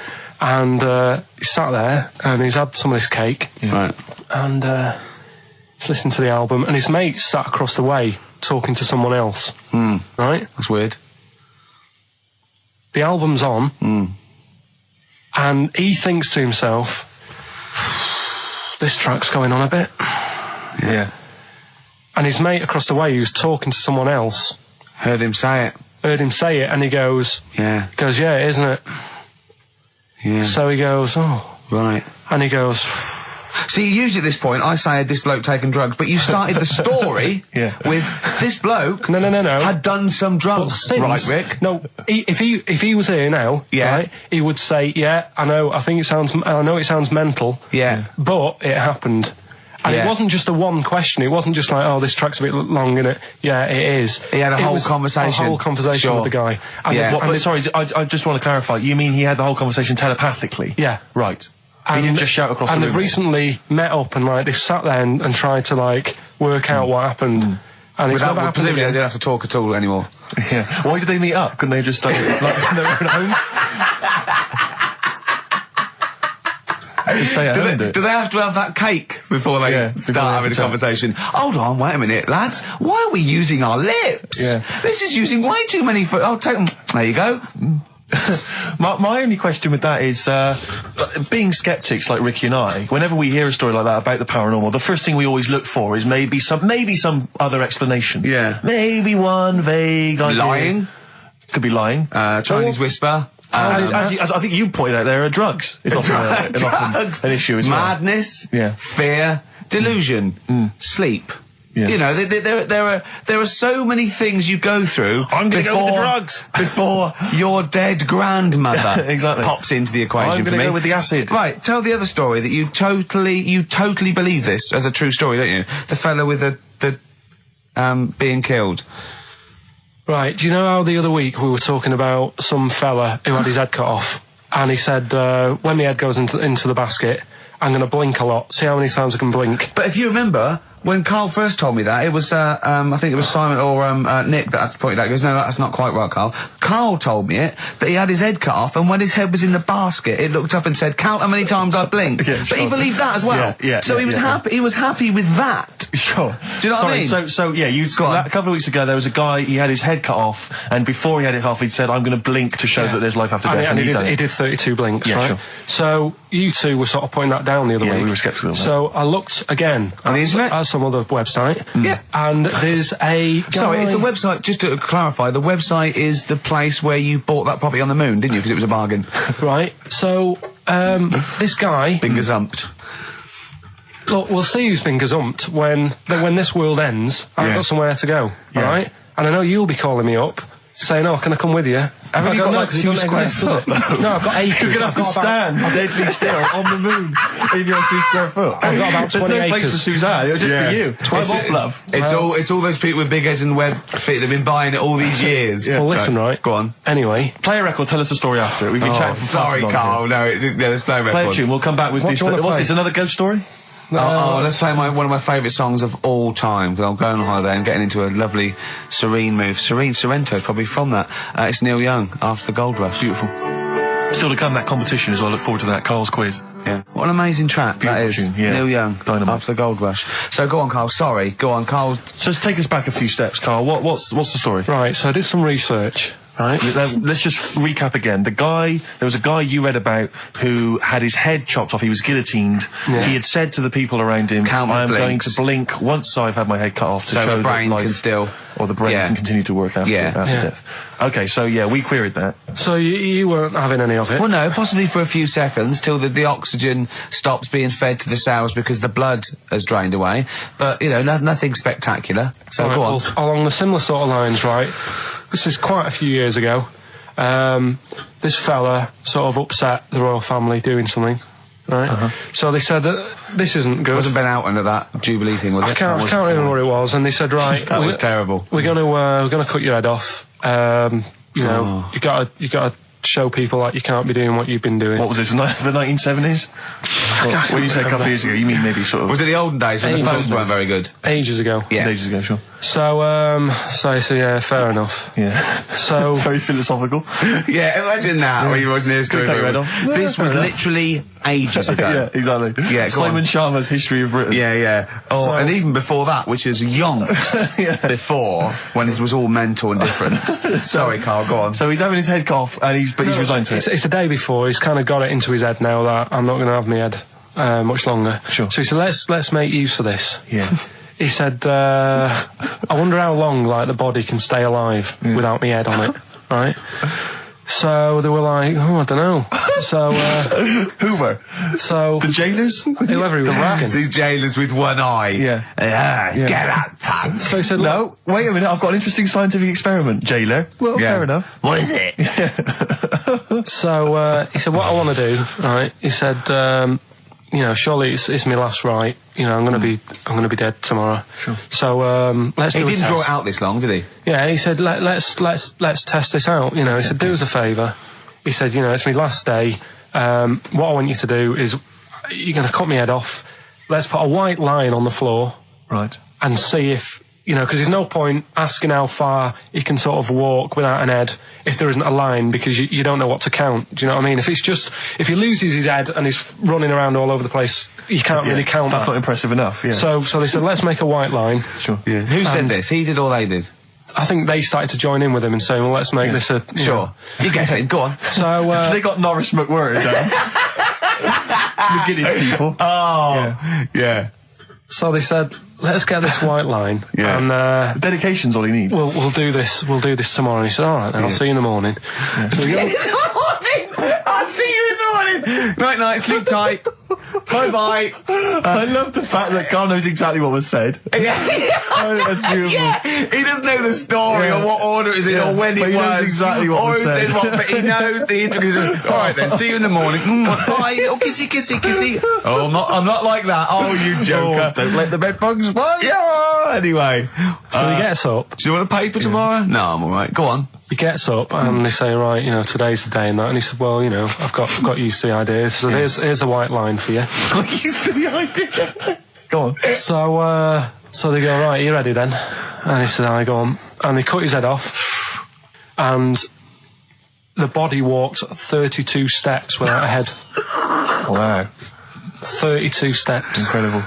And that's the lesson, really. Did it get as far as it walked along the white line, did it? Yeah, he stayed along the white line, did 32 steps, and then started to stumble a bit, and it just fell over. Yeah. But, you know, it was a test that your body can still keep alive for a little bit Yeah. when you've lost your head. Absolute twaddle. Absolute twaddle. What do you reckon you can do then without an head? How many steps? There'd be muscular spasm, right? Yeah. It would twitch a bit. It would, yeah. You could not distinctly take 32 steps. The body... Well, don't... Yeah. Is the doctor still on the line? Yeah. The fella that bought 6 parrots. Yeah. And, you know, you could Incredible. have 32 steps. Right, so A you don't beheaded believe man that. doing a bit of line dancing. Right, you don't believe that, but something that you do believe that a cockroach can live a week without an head. It can. Slightly different kettle of fish there. Why? Wow, insect to human is what I'm thinking. Yeah, that but difference. There's not that much difference in Well, of course some there insects. Do you know that a snake has a heart and lungs and kidneys and stuff? Go on. No, well, I'm just saying. So? You're making out as if like they're a totally different like being. Species. I am making that up. I mean, call me Rick, old-fashioned. Do you know what you're talking about, mate? I don't want you embarrassing yourself, Rick. Yeah, I am suggesting they're totally different beings. Yeah, that is. Yeah.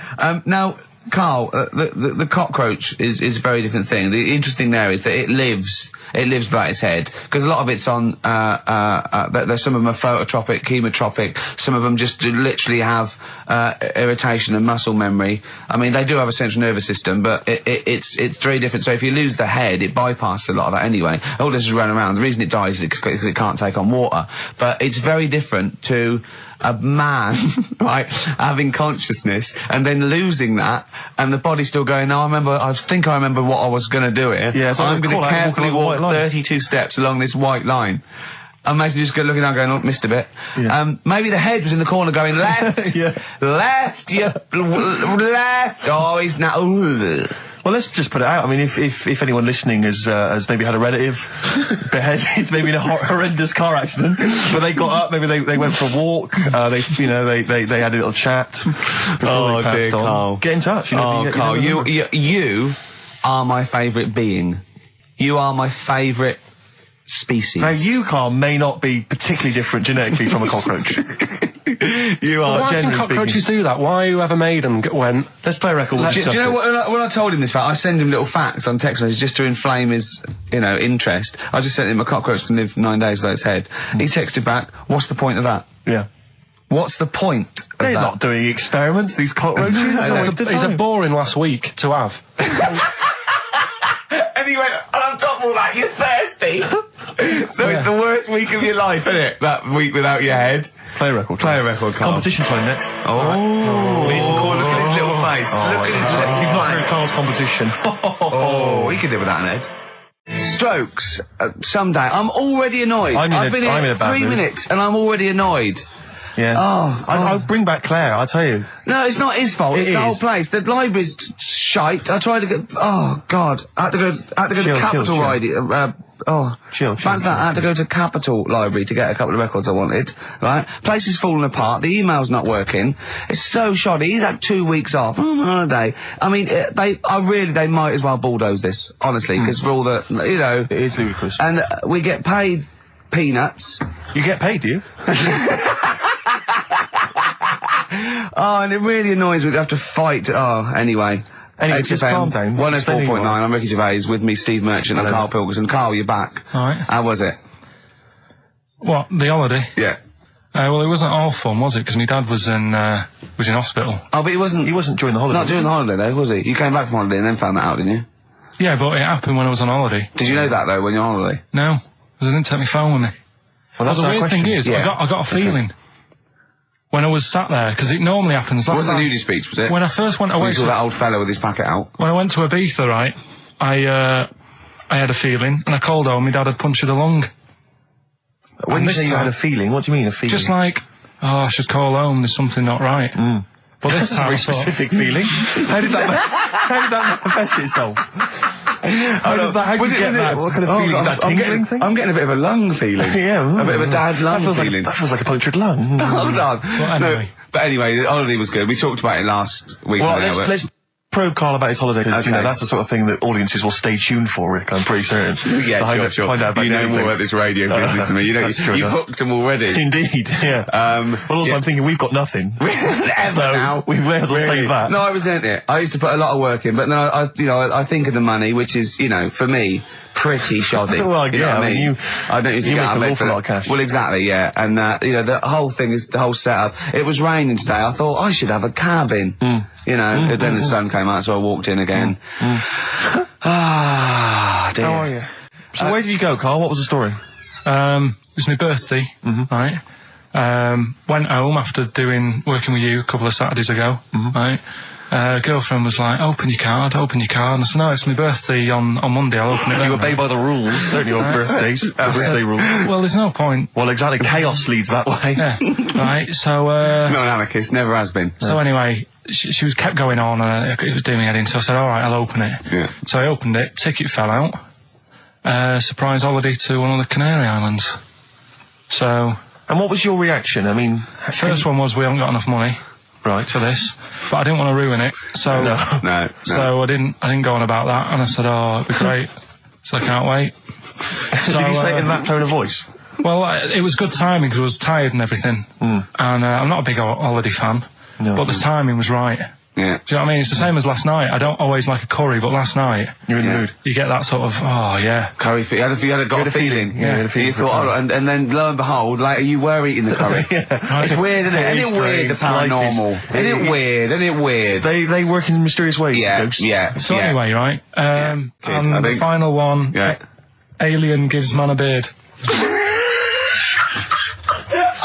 Right. Alien gives man a beard. I am going to burst. Right, listen, Carl, you've got to tell me. Right, first, right, let's do it in No, reverse we're order. not going to do it now anyway. What do you mean? We've got to do it now. I mean, this is the first interesting thing you've said in an hour. Okay, the listeners have just been subjected to rubbish and mistakes and everything for the last 6 months. Please, we've got to do Alien Gives Man a Beard. What is that? Tell us that. Right. Sorry, this is just you telling me something, is it? This feature is you telling me something. I'm teaching you something. Educating Ricky. So are we playing it now? We're already into this feature. Well into this feature, are we?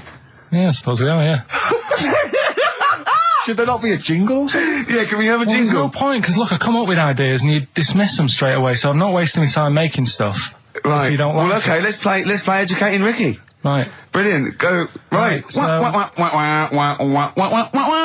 Ding-a-ling-a-ling-a-ling-a-ling. Educating Ricky. Right, what are we going for then? Hanging the bacon, airy Chinese kid, alien gives man a beard. I think Alien gives man a beard. I'd like all to the do time. that. Right, there's this fella, I think it happened in America, and he saw a bright light in the sky.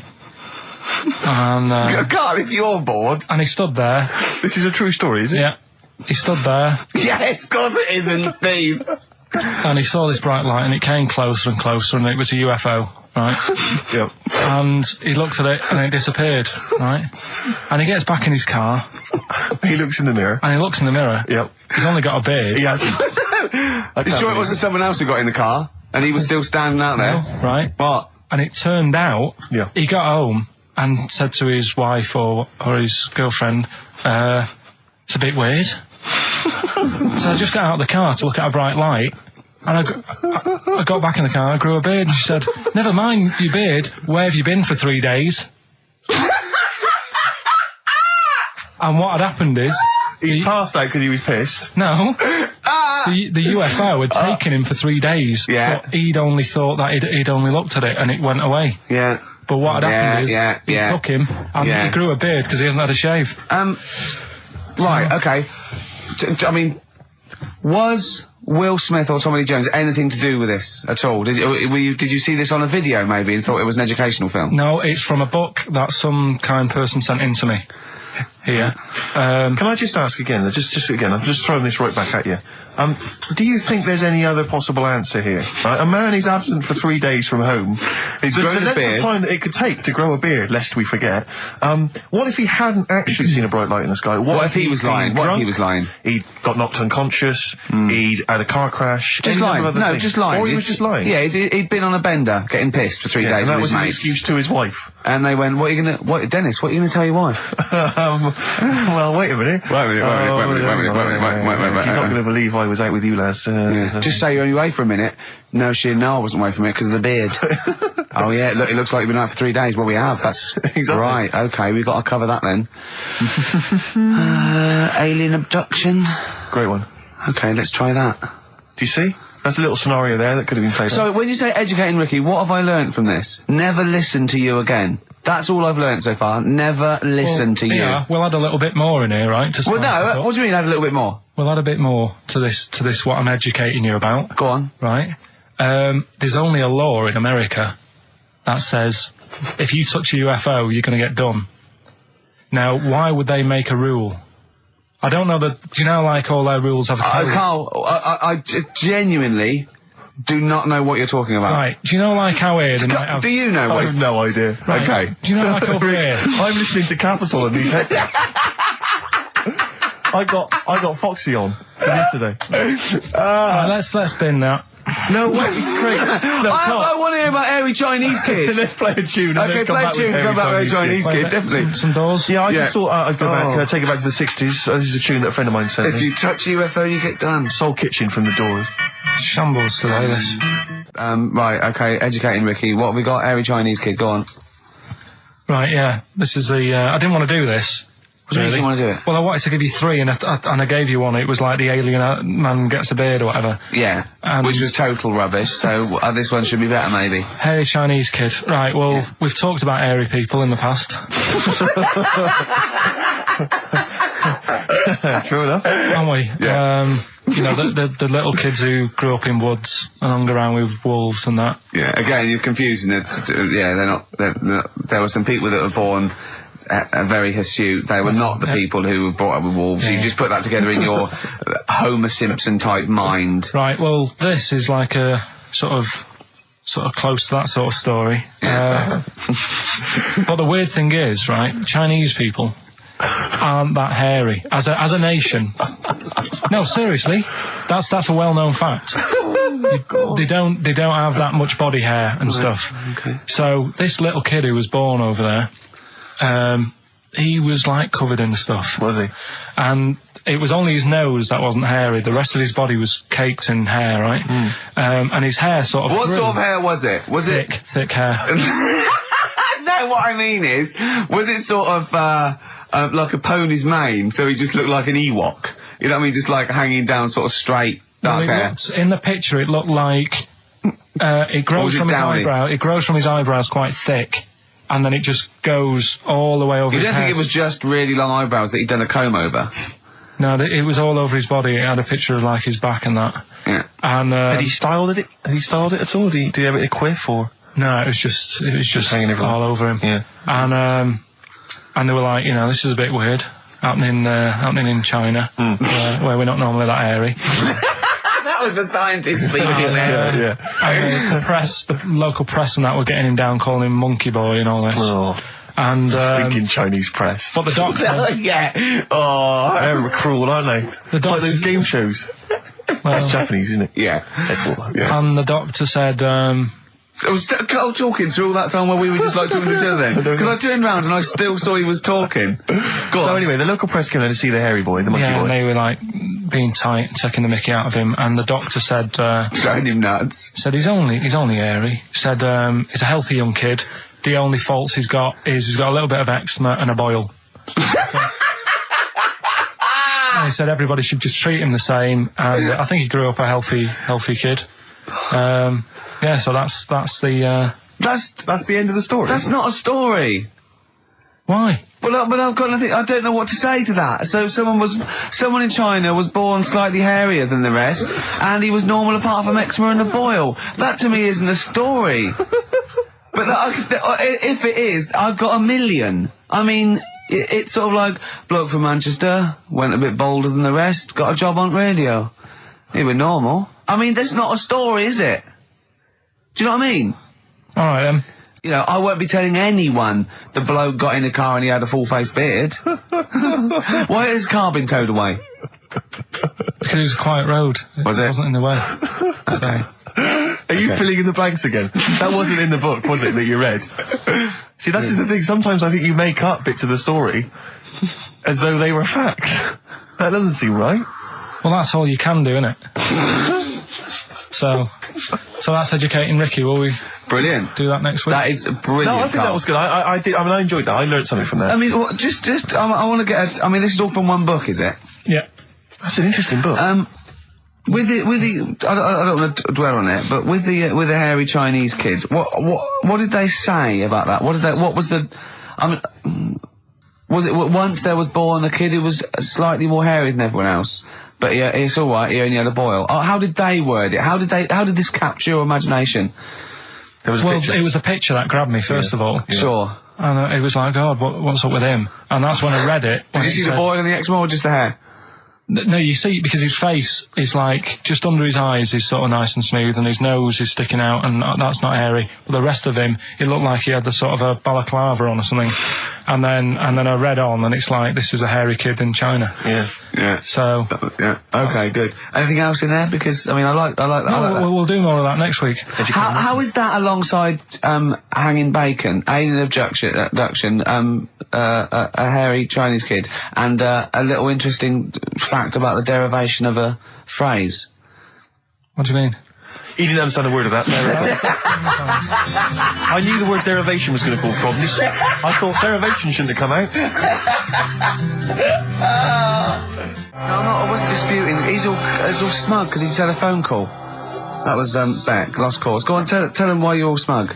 Because Adrian just called up. Yeah. After hearing the story about the Chinese kid. Yeah. And he said, yeah, that's true. He said that there was a TV programme on it. Yeah. He had a chromosome defect. Yeah. And it made him hairy. And his mum and dad used to have to shave him. That wasn't in the book. But, thinking about it, that's not a good move anyway, is it? Because they say that for women, if you get a few hairs on your top lip, don't shave it because it'll grow back thicker and faster. So they should just let him. They should have just said, well, let's see how bad it gets. But if they went in there straight away if he came out as a baby and a little bit hairy, they should have left it for a little bit. But Adrian called up and said, yeah, he was hairy, he was all but right. We weren't disputing there was a Chinese kid born slightly hairier than the rest. We were disputing the fact that you didn't actually tell us a story. You just told us a And what we are disputing is that man was abducted by aliens for 3 days and grew a beard. Yeah. That's definitely not true. No. We don't know about chewing the fat, but it sounds quite viable. Yeah. You see, the difference is between me and Steve and you is that what we believe isn't random. Do you know what I mean? It's not random. The things we don't believe stuff just because it's interesting. It's not every other thing we believe and every other thing we don't. I think Carl believes stuff if it's interesting. Yeah, I know. Yeah. If he thinks, intriguing. Fact. I'll tell you something I do know. Go on. Right. But I can't really get a question out of it. Go on, just tell us. There's a shadow somewhere. It's already good, isn't it? I'm loving it already. No, right. There's a shadow. I think it was in America. Yeah. And it's on a quiet road. I'm guessing somewhere like Boston. That's what I imagine. Okay. Right? No. Somewhere like Boston. And people at night used to see this shadow moving about. And they'd go, what's that? Right. And it got known, the little local town got known for this shadow, but it didn't cause any problems.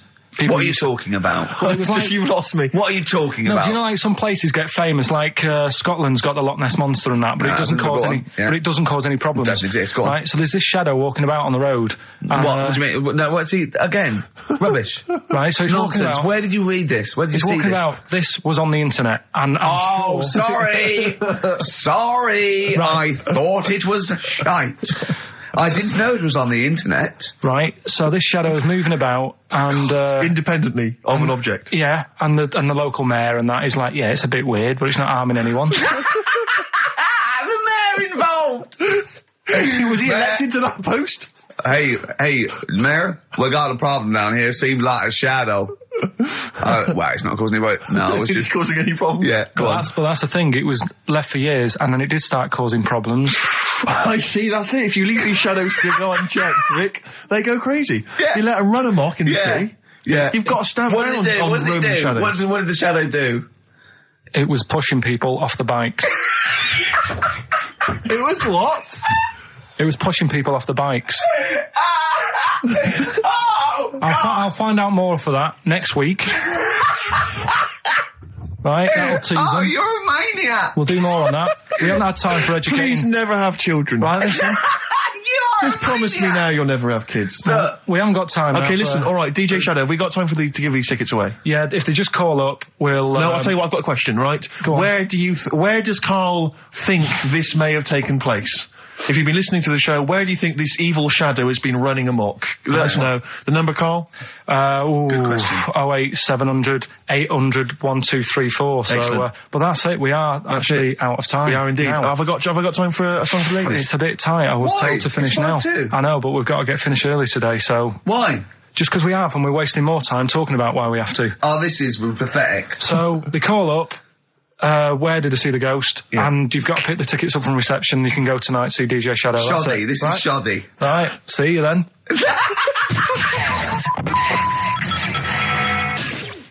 Foo Fighters and All My Life on XFM 104.9. I'm Ricky Gervais, with me, Stephen Merchant and Karl Pilkington. So, just before we do educating Ricky, this is where Karl thinks he can give me something of interest and teach me something to take away. Last week I found out that somewhere in a strange land people thought tomatoes were poisonous because they ate them with lead. Things like that. What was the other one you told me? What else was it last week? Worms. Cut me off. Yeah. Oh, I sent him a text message. I was on the train, a bit bored, and I read in, I think it was Metro, scientists have found out that worms get stressed, and they found out that the fat ones didn't live as long, and when they checked the thin ones that lived longer, they found out they had a gene for de-stressing them. Right? Carl, do you remember what you said? No.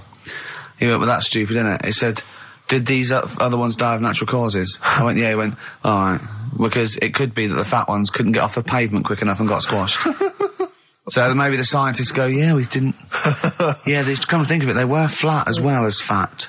I think the reason that the worms are getting stressed is because people like Karl are cutting them in half to try and make 2 snakes. Yeah. Yeah. Two worms. Well, yeah. well. That's the concern. he said they can't even commit suicide if they're stressed by cutting their throat.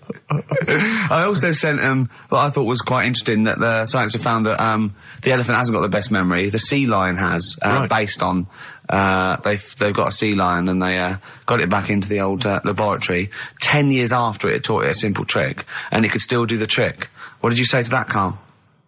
I'd say they don't get up to much anyway, so if you do teach it something, it is going to remember it. Sure. Because it's got nothing else to do. Yeah.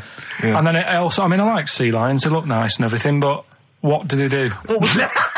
Sea lions? Yeah, what are they here for? It's another jellyfish, as far as I'm concerned. It's like, it's there and people know about them, but what do they do? Yeah. What do we do? What do we do, Carl? Well, what do we do? A cat, first, Steve said, is good for your heart. So why is it all geared to what's good for us? Well. Anyway. Educating Ricky. Good, we've settled that then. Go on. The titles that are meant to sort of pull you in. Yeah. We've got, what was it? Stocking, Aitken and Waterman. Yeah. You've got It's Not His Vault. And Get a Load with This. Get a load with this. So, which pun do I pick first?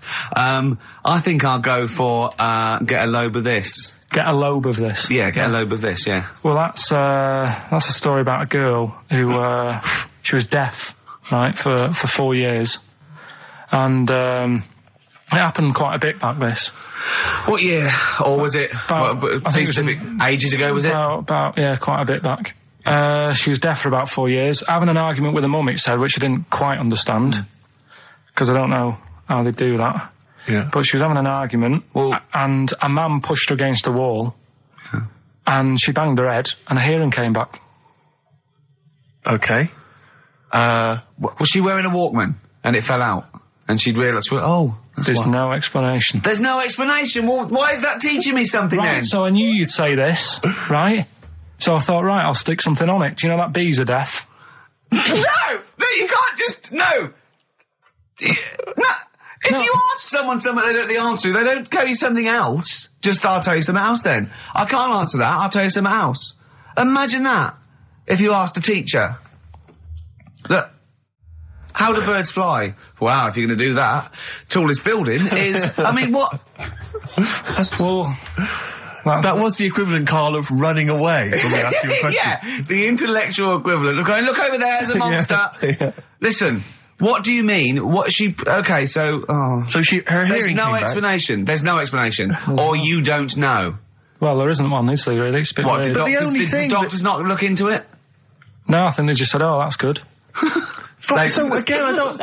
Where did this information? Is that if you read this on the net? Is that all they put on the net? There was once a deaf woman who hit her head and she could hear. Came back. It was bizarre things about being deaf. Was there three I've got that book. Yeah, it's a good book. That was there 3 more pages you just couldn't be bothered to read off? Yeah. No, it was just a little bit. And was there a little picture, a cartoon picture? No pictures. I just read it. Ow! Look, ow! If you don't want to know, if you don't want to learn, you know. Yeah. Okay. It's Not His Vault. Let me have It's Not His Vault. You got to save this. This has got to teach me something. It'll be an interesting story. Right. It's Not His Vault. This fella. Yeah. What year? Ages ago? Olden times? I'd say in the 70s. Okay. Would you? Any evidence for that? And does he wear flares in the story? Right. Is that your reason? No, it's a bit like Yuri Geller, this fella, right? Where he's electric. He's electric. And if he walks past the telly would fizz. Uh-huh. If he walked past the radio, it all goes like that. Ooh. His hair stuck up all the time. And he'd be having a bath and everything would be all right, and then the power would sort of switch on in his body, and the electric in his body made him jump out of the bath. So... What do you mean, so? What is that so? What does that so mean? You've given us nothing. You've given us nothing. You'd have to at least give us the scientific explanation. Yeah. Electric eels have 400 volts in them. Oh, is this the running away again?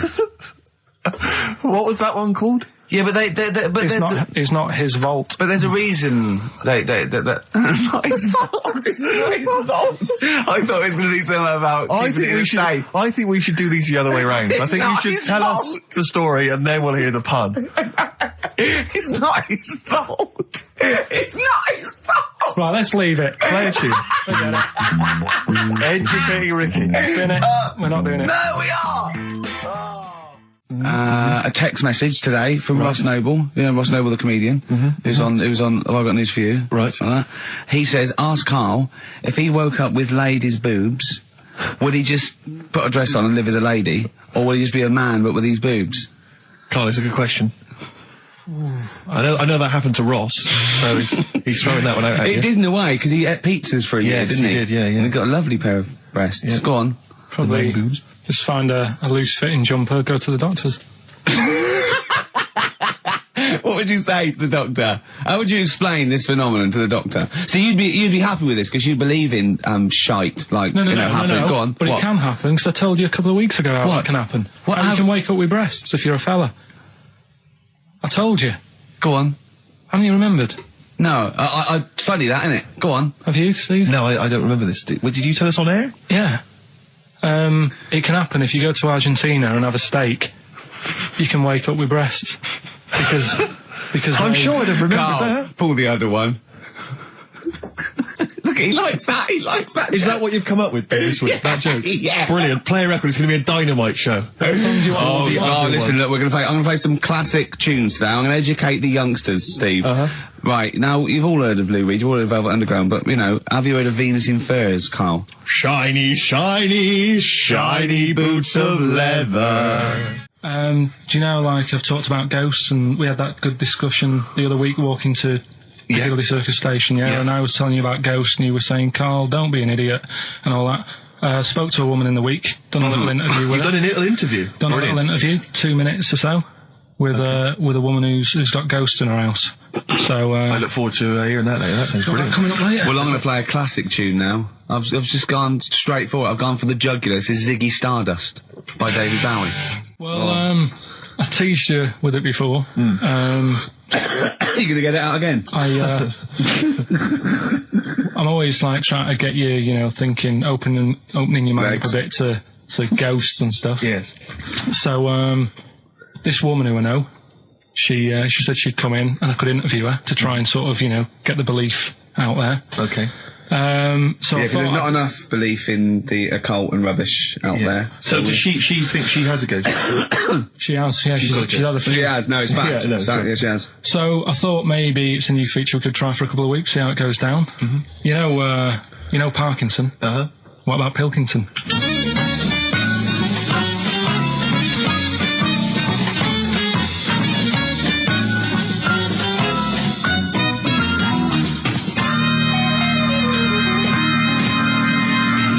Welcome to Pilkington. Thank you. My guest today is Taryn. She's a plugger. You're still a plugger, aren't you? No, do co-management. Right, now. she does co-management, but she was a plugger. She looked after Therapy, Raging Speedhorn, Slash, all the big names, yeah? But we're not here to talk about music today. We do a lot of that on XFM. Today we're talking ghosts. Now, Ricky and Steve, who I do the show with, they're not having any of it. So I said, well, I know someone who, gets on with ghosts. There's a lot of them. So I thought I'd get you in today, have a little chat for a couple of minutes, just to sum up the story so they get an idea of what happened. You had a horse, yeah? You had it in some stables. Yeah. He hasn't let her speak yet. You went to, look after it and that, play around with it, take it for a ride and that. Riding. Yeah. 2 of your mates were in the stable where your horse is. Not my stable, in the opposite stable. In the opposite stable. And I heard them giggling and they're getting messing up to about and something. that, yeah. You heard them having a laugh. So you thought, right, what are they up to? So you go in and they're messing about with a Ouija board. Yeah. Right. So this is where you come in. Did you get involved with the Ouija board? Unfortunately, I did. Right. And what happened then? I was like, oh, you don't believe in this? Oh, let me have a go. Right. And ask a few questions, put our hands on, and it actually started moving. So a lot of the stuff you asked it, did the things happen that you asked? Yes, they did. Right? So that's scary for a start, right? We haven't even got to the ghost bit yet. So you mess about Trap with that. soul, Yeah. I like to call All right, him. trap soul. So you're messing about on the Ouija board. You say, right, I've had enough of this now. Yeah. I've got all the answers I need. Yeah. You go home. Didn't like them. You go in the house, and it's a bit nippy. The flat is absolutely fine. It's when I went into the bedroom. You've got to remember, it's a very, very warm, hot evening. Right. And walk into the bedroom and note it is cold, colder than usual. But I'm actually quite glad because it's so hot. Right, okay. Completely ignored the fact that the windows were all shut, but the curtains were blowing. Didn't sleep well at all. Right. Next evening, same again. Freezing. Yeah, very, very noticeably cold. Curtains blowing. Yeah, I'm fast asleep, get woken up, the wardrobe's opening. So at this point, this is where we clear up. You're not on crack. You're not. Oh, never touched drugs in my entire life. You're not a drinker. No. I will have the odd glass of red wine. Yeah, right. That's all right. They recommend that anyway. They say it's good for your heart. What started happening was, as the week progressed, I also felt the bed covers at one point at night fold over, double bed, the bed covers fold over, and it was like someone was getting in the bed next to me. But you've got to remember, when you're in a deep sleep, you're not quite thinking, and you're thinking, I'm losing it. I was getting more and more tired, more and more a little stressed. I'm really thinking I was having a breakdown. The final straw was when the clothes on the end of my bed that I just throw hit me. How come you were going back home at night? Because I was sceptical. In fact, 6 months ago, I just said, I don't want to go there. People will think I'm mad. But you know what? I don't care. Yeah. I know there's more out there. Well, brilliant. Well, cheers for that. And thanks for being a guest on Pilkington.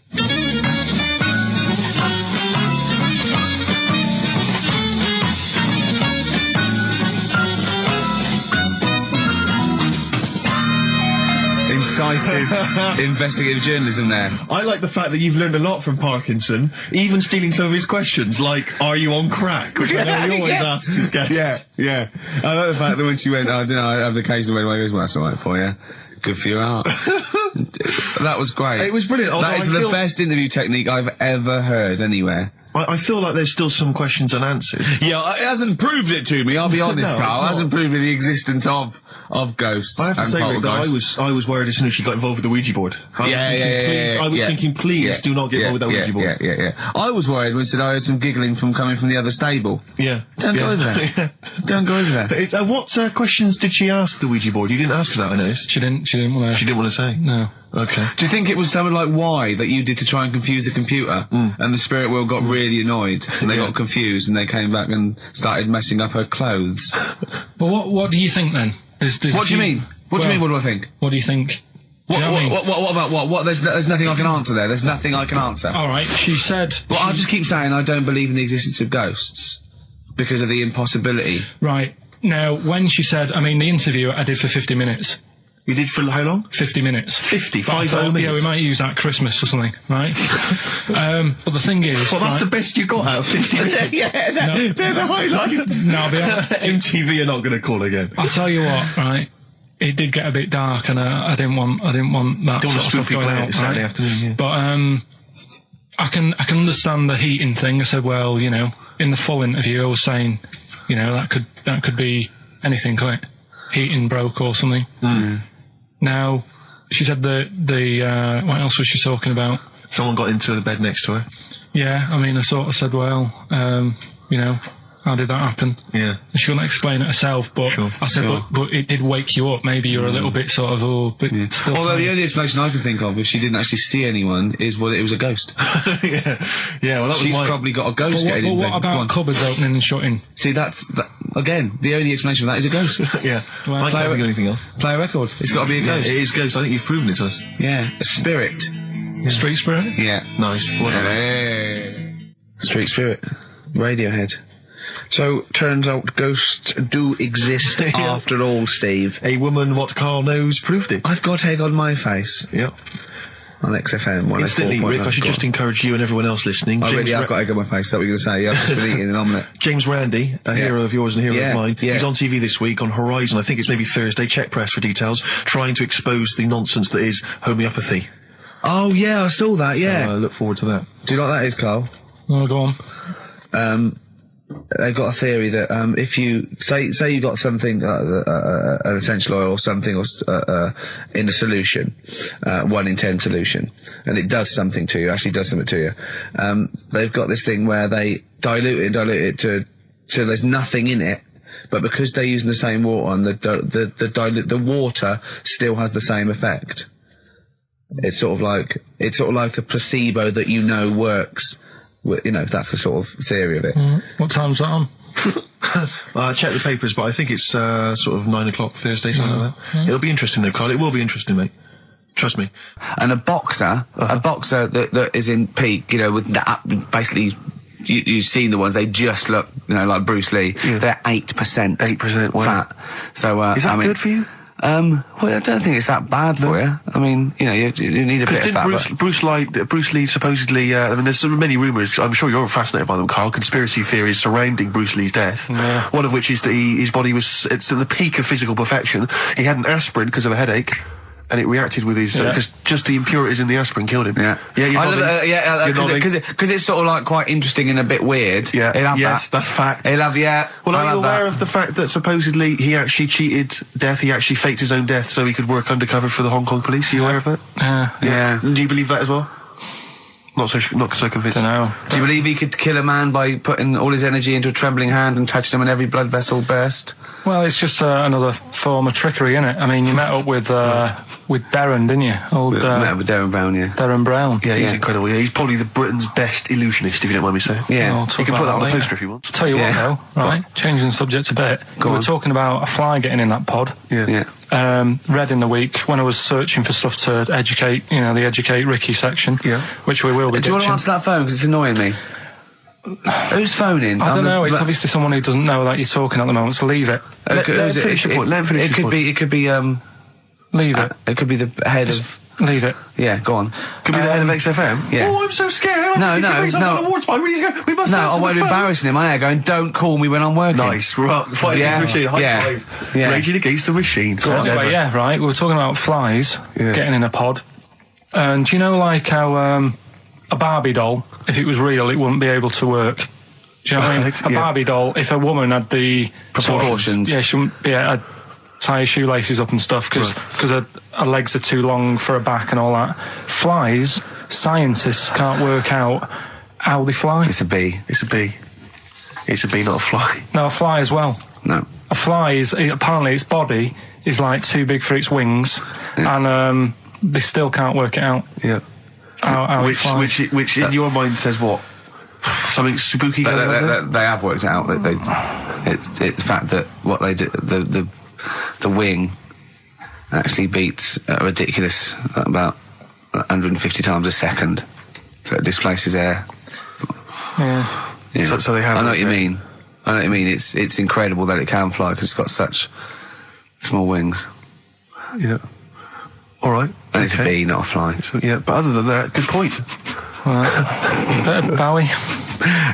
Another classic. Be My Wife off the Low album, David Bowie. Carl, you don't feel depressed, mate. Don't feel low. You can't be right about everything. So, 3 stories. Don't rub it too hard, you'll get a rasher. Enough is anus. And we'll have that one then. That one? Yeah. Right, well, do you believe in palm reading and stuff? No. Yes.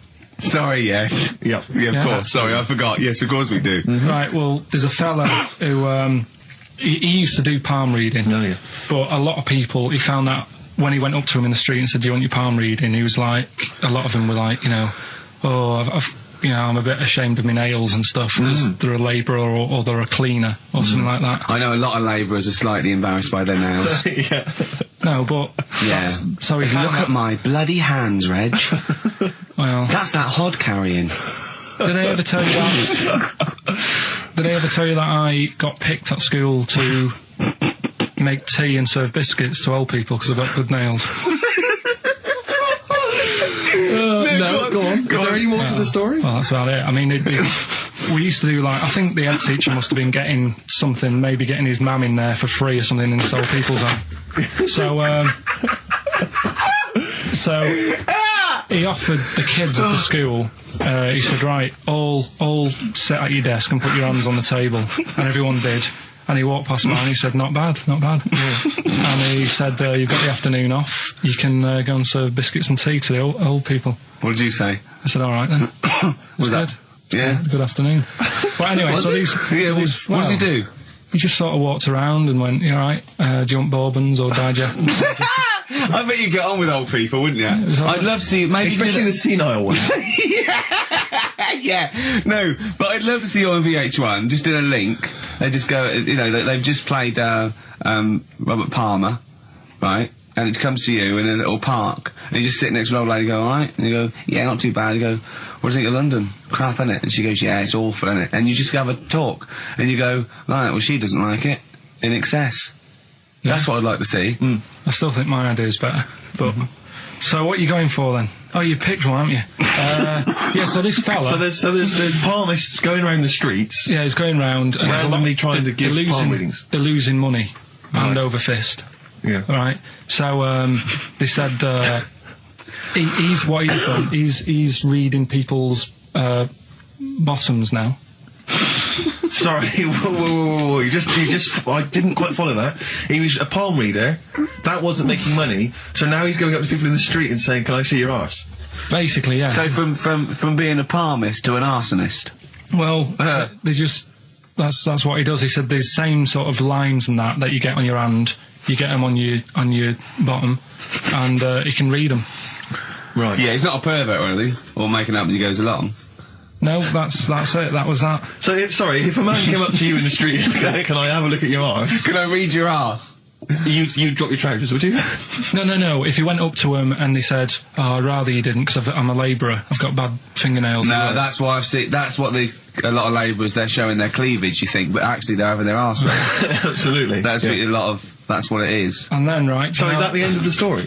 Yeah. But then because... That's it. Educating Ricky is there's a bloke who reads arses. No, You're a mentalist. But what are you talking about? So, tell you things that make you wonder. You saw Darren Brown. What did he do?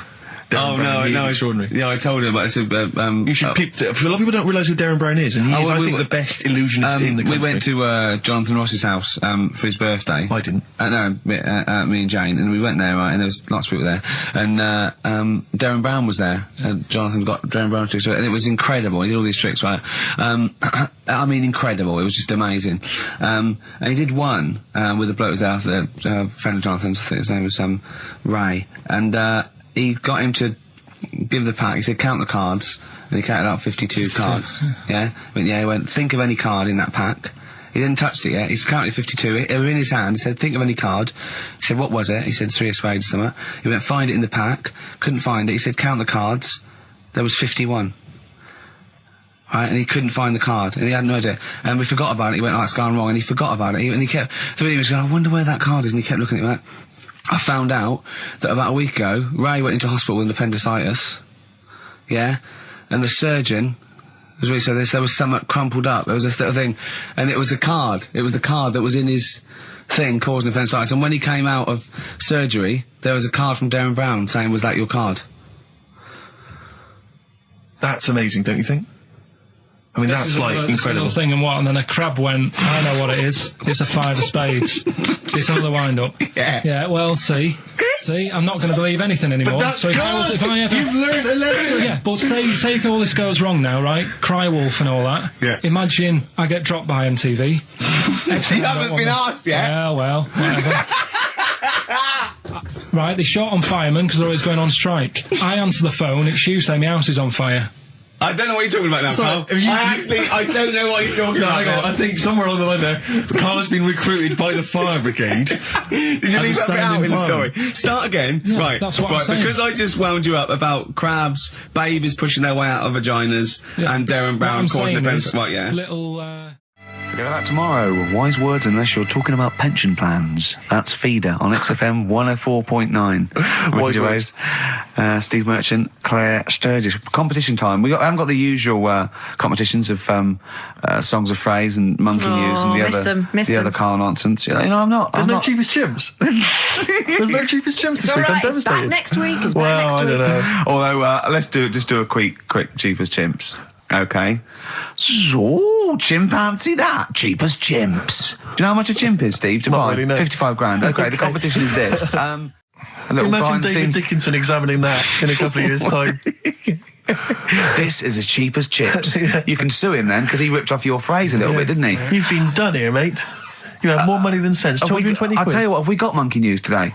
We might not get to it, mate. We are running out of time. No, we're doing it. What do you mean we're doing it? It's...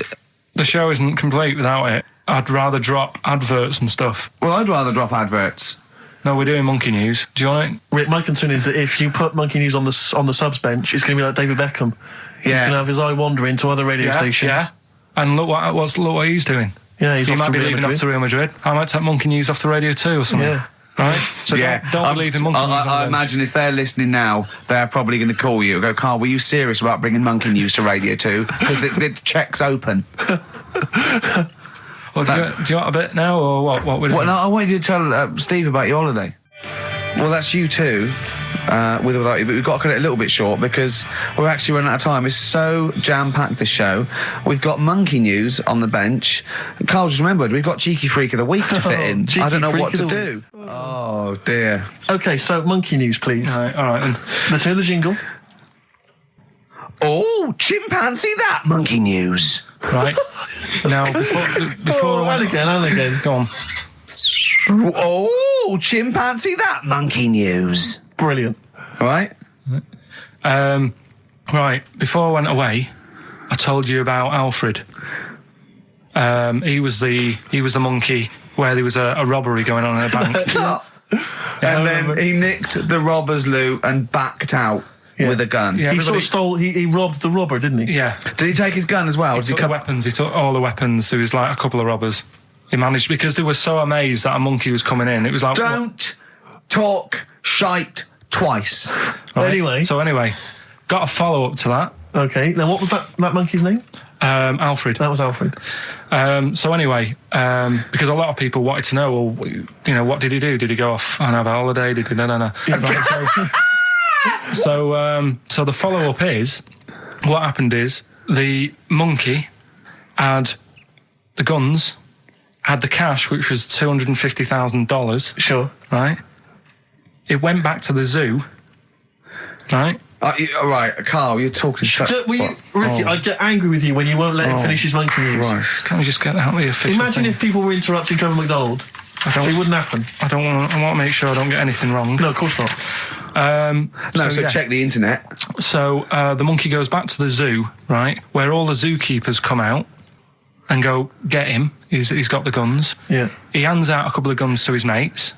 What? His monkey mates? His monkey mates, so they've all got a couple of guns each. Oh, Carl, Steve, I can't, mate. I cannot Just stand let it. me- Honestly, I want to scream. Please, I really get annoyed with you.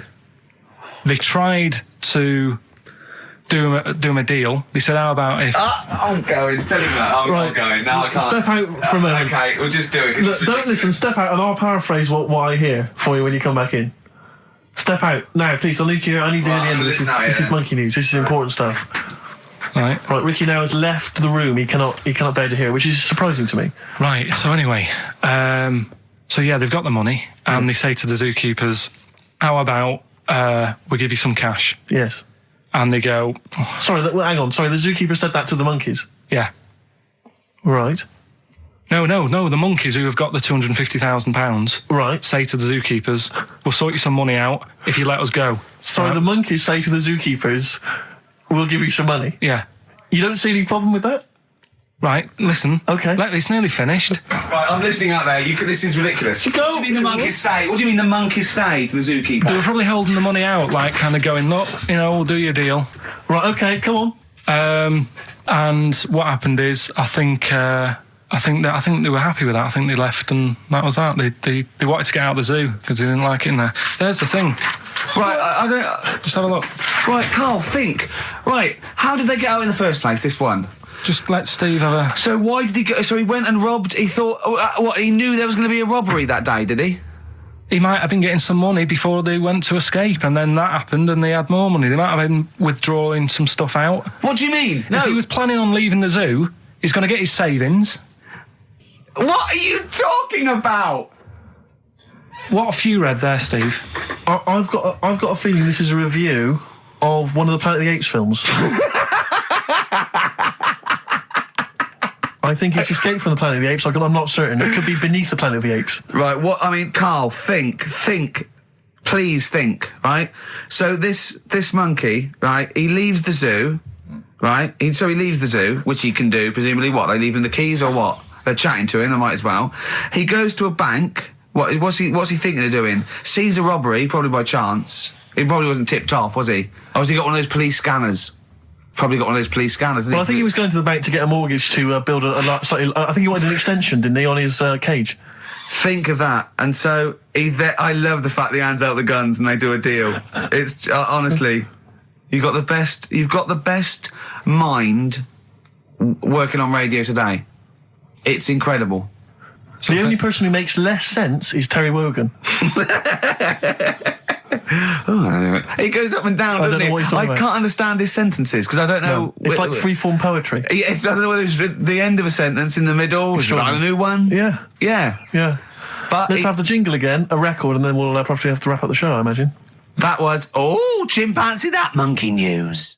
Karl Pilkington, well, you know what it's time for, don't you? Chimpanzee that monkey news. It always gets me, that jingle. It's a joy. Once more, please. Well, Carl, do you reckon you could sort out... Do other people have real jingles with their name on it and don't have to say who's in the room, what's happening, and do their own jingles? Well, Christian's got one for it. For Monkey News, that he does. Why is Christian doing Monkey News? I don't understand this. Because he did it ages ago. So you ripped it off of Christian? I haven't ripped it off. I said to him, there's enough Monkey News to go around. Right? But hold on, though. I don't want cast-offs.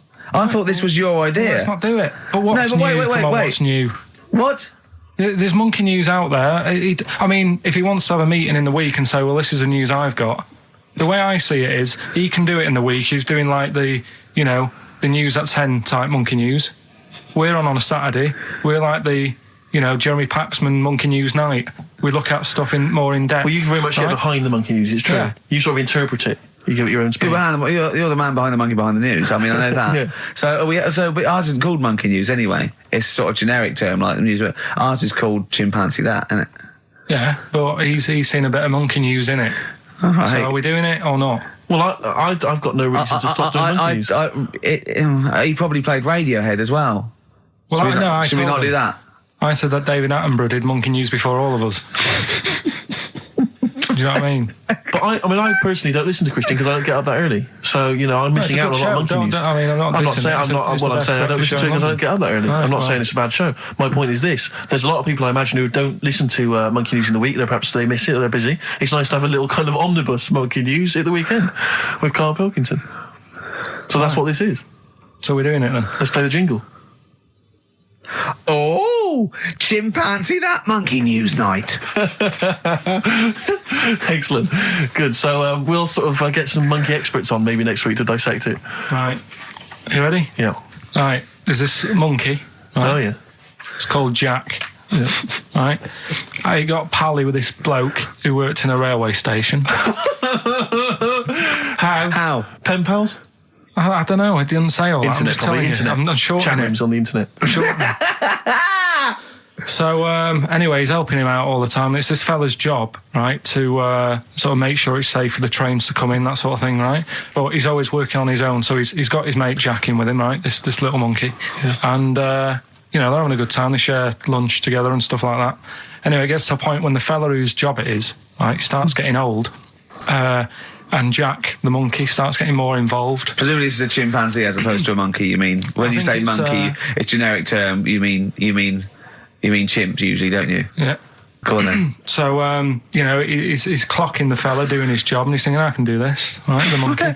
I love it. Yeah. He's helping out, he's pulling down the levers and stuff, so the train's sort of coming on the right lines. Sure, yeah. He's clocking it, he sticks his head out of the little window, see the train's coming and that. I hope British Rail are listening. Yeah. Right? In the end, Oh, yeah. the fella whose job it is, he lost a leg for some reason, couldn't work anymore, Lovely. gave Jack the job. Yes. Right. Okay. The railway company are happy with that. I'm sure they interviewed a number of people, but he was the best monkey for the job. And that's good, isn't it? Well, it's not true. Right, once again. Well, it's not true. Don't hand Steve a piece of paper that someone put on the internet who is probably a bigger mentalist than you. That's not proof. It's not true. At no point did a railway company give a chimpanzee the job of signalman. It was ages ago. What? Steve, when was it? It was Before about trains, 18, probably. Well, it's in the 1880s. Yeah. According to this piece of paper, which is what you've based your monkey news on. Now, of course, I think ITN and a lot of the news channels, they tend to get lots of independent confirmation of their news before they give it out as fact. But you've got an email from someone, so let's assume that's real. It says, for this, Jack was officially put on the railway payroll, earning 2 cents per day and have half a bottle of beer on Saturday. That's what we pay you, isn't it? He doesn't even get the beer. Oh, dear, he's not allowed to drink, are you? Someone emailed in actually and said, Carl, some years ago, did you die? And they took your face and transplanted it onto that of a chimpanzee. It would make a lot of sense. I've never seen you. He always has t-shirts right done up and long sleeve. I bet he's hairy under there. Yeah. I bet you are hairy because you have to shave right up to your eyes. You're one of them, aren't you? And I can see the growth, and it comes out the top there. Are you really hairy underneath? Pretty hairy. Are you really? Well, what's up with that? You're a humanzee, aren't you? That's why you're fascinated with them and why your IQ is sort of about 80. I think you might be. You might. I don't mean there was any. I think it was a genetic sort of throwback. Well, you're pretty hairy. Look at your arms. What? Just look, give me that banana and shut up. Play a record. That's mine.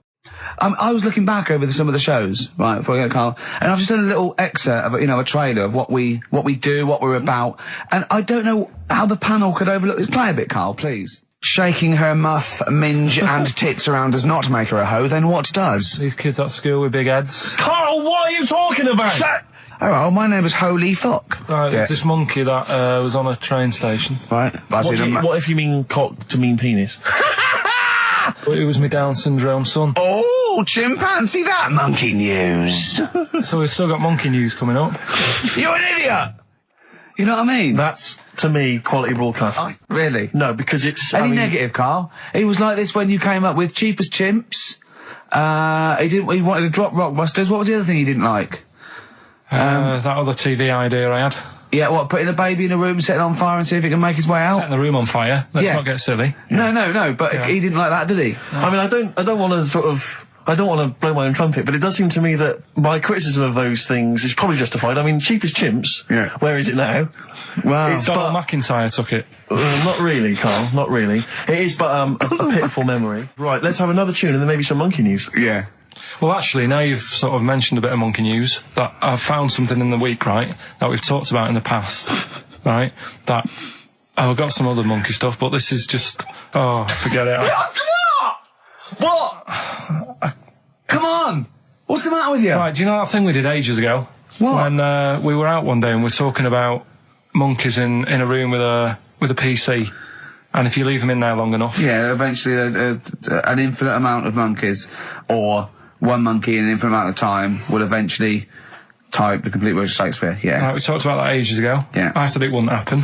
No, it doesn't make sense. You can't say it wouldn't happen, it doesn't make sense. It's a mathematical conundrum. It doesn't make sense. Go on. Anyway, right, they got a couple of monkeys. Alright, so not an infinite amount then. Okay, so, alright, but never mind. Yeah. Got a couple of monkeys, put it in a room. Yeah. I don't know if it was one PC or they got a job lot or whatever. Not an infinite amount then. And left them in there for a month. Oh, not an infinite amount of time then, either. Okay. So 2 monkeys a month. Okay, go on. Yeah, I see the experiment's working so far. About 8 monkeys. Oh, 8 monkeys. Oh, let me just work that out as a fraction of infinity. It's infinity, 8 into infinity. Oh, God, a month. And what happened then, Carl? Did they type the complete works of Shakespeare? I'm assuming they No, did. they only did a proportion of it. Okay, what They did just did Macbeth. What happened then, Carl? Please tell us. They didn't have anything. They didn't come up with anything. You're an idiot, Carl. You really are an idiot. Play a record. That's ridiculous. What did you expect? What did you expect? Yeah, A bit of Keats. And Pastry of the Radio Times by one of them, the cleverest one. No, but what they did say is they didn't even write one word out.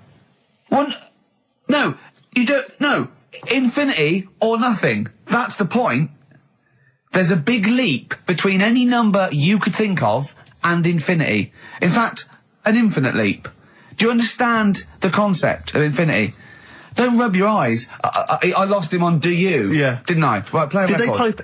Did they type nothing from like any of the Tarzan books? Nothing. But they must have read them. I mean, that would be their favourite, surely. I'm stunned.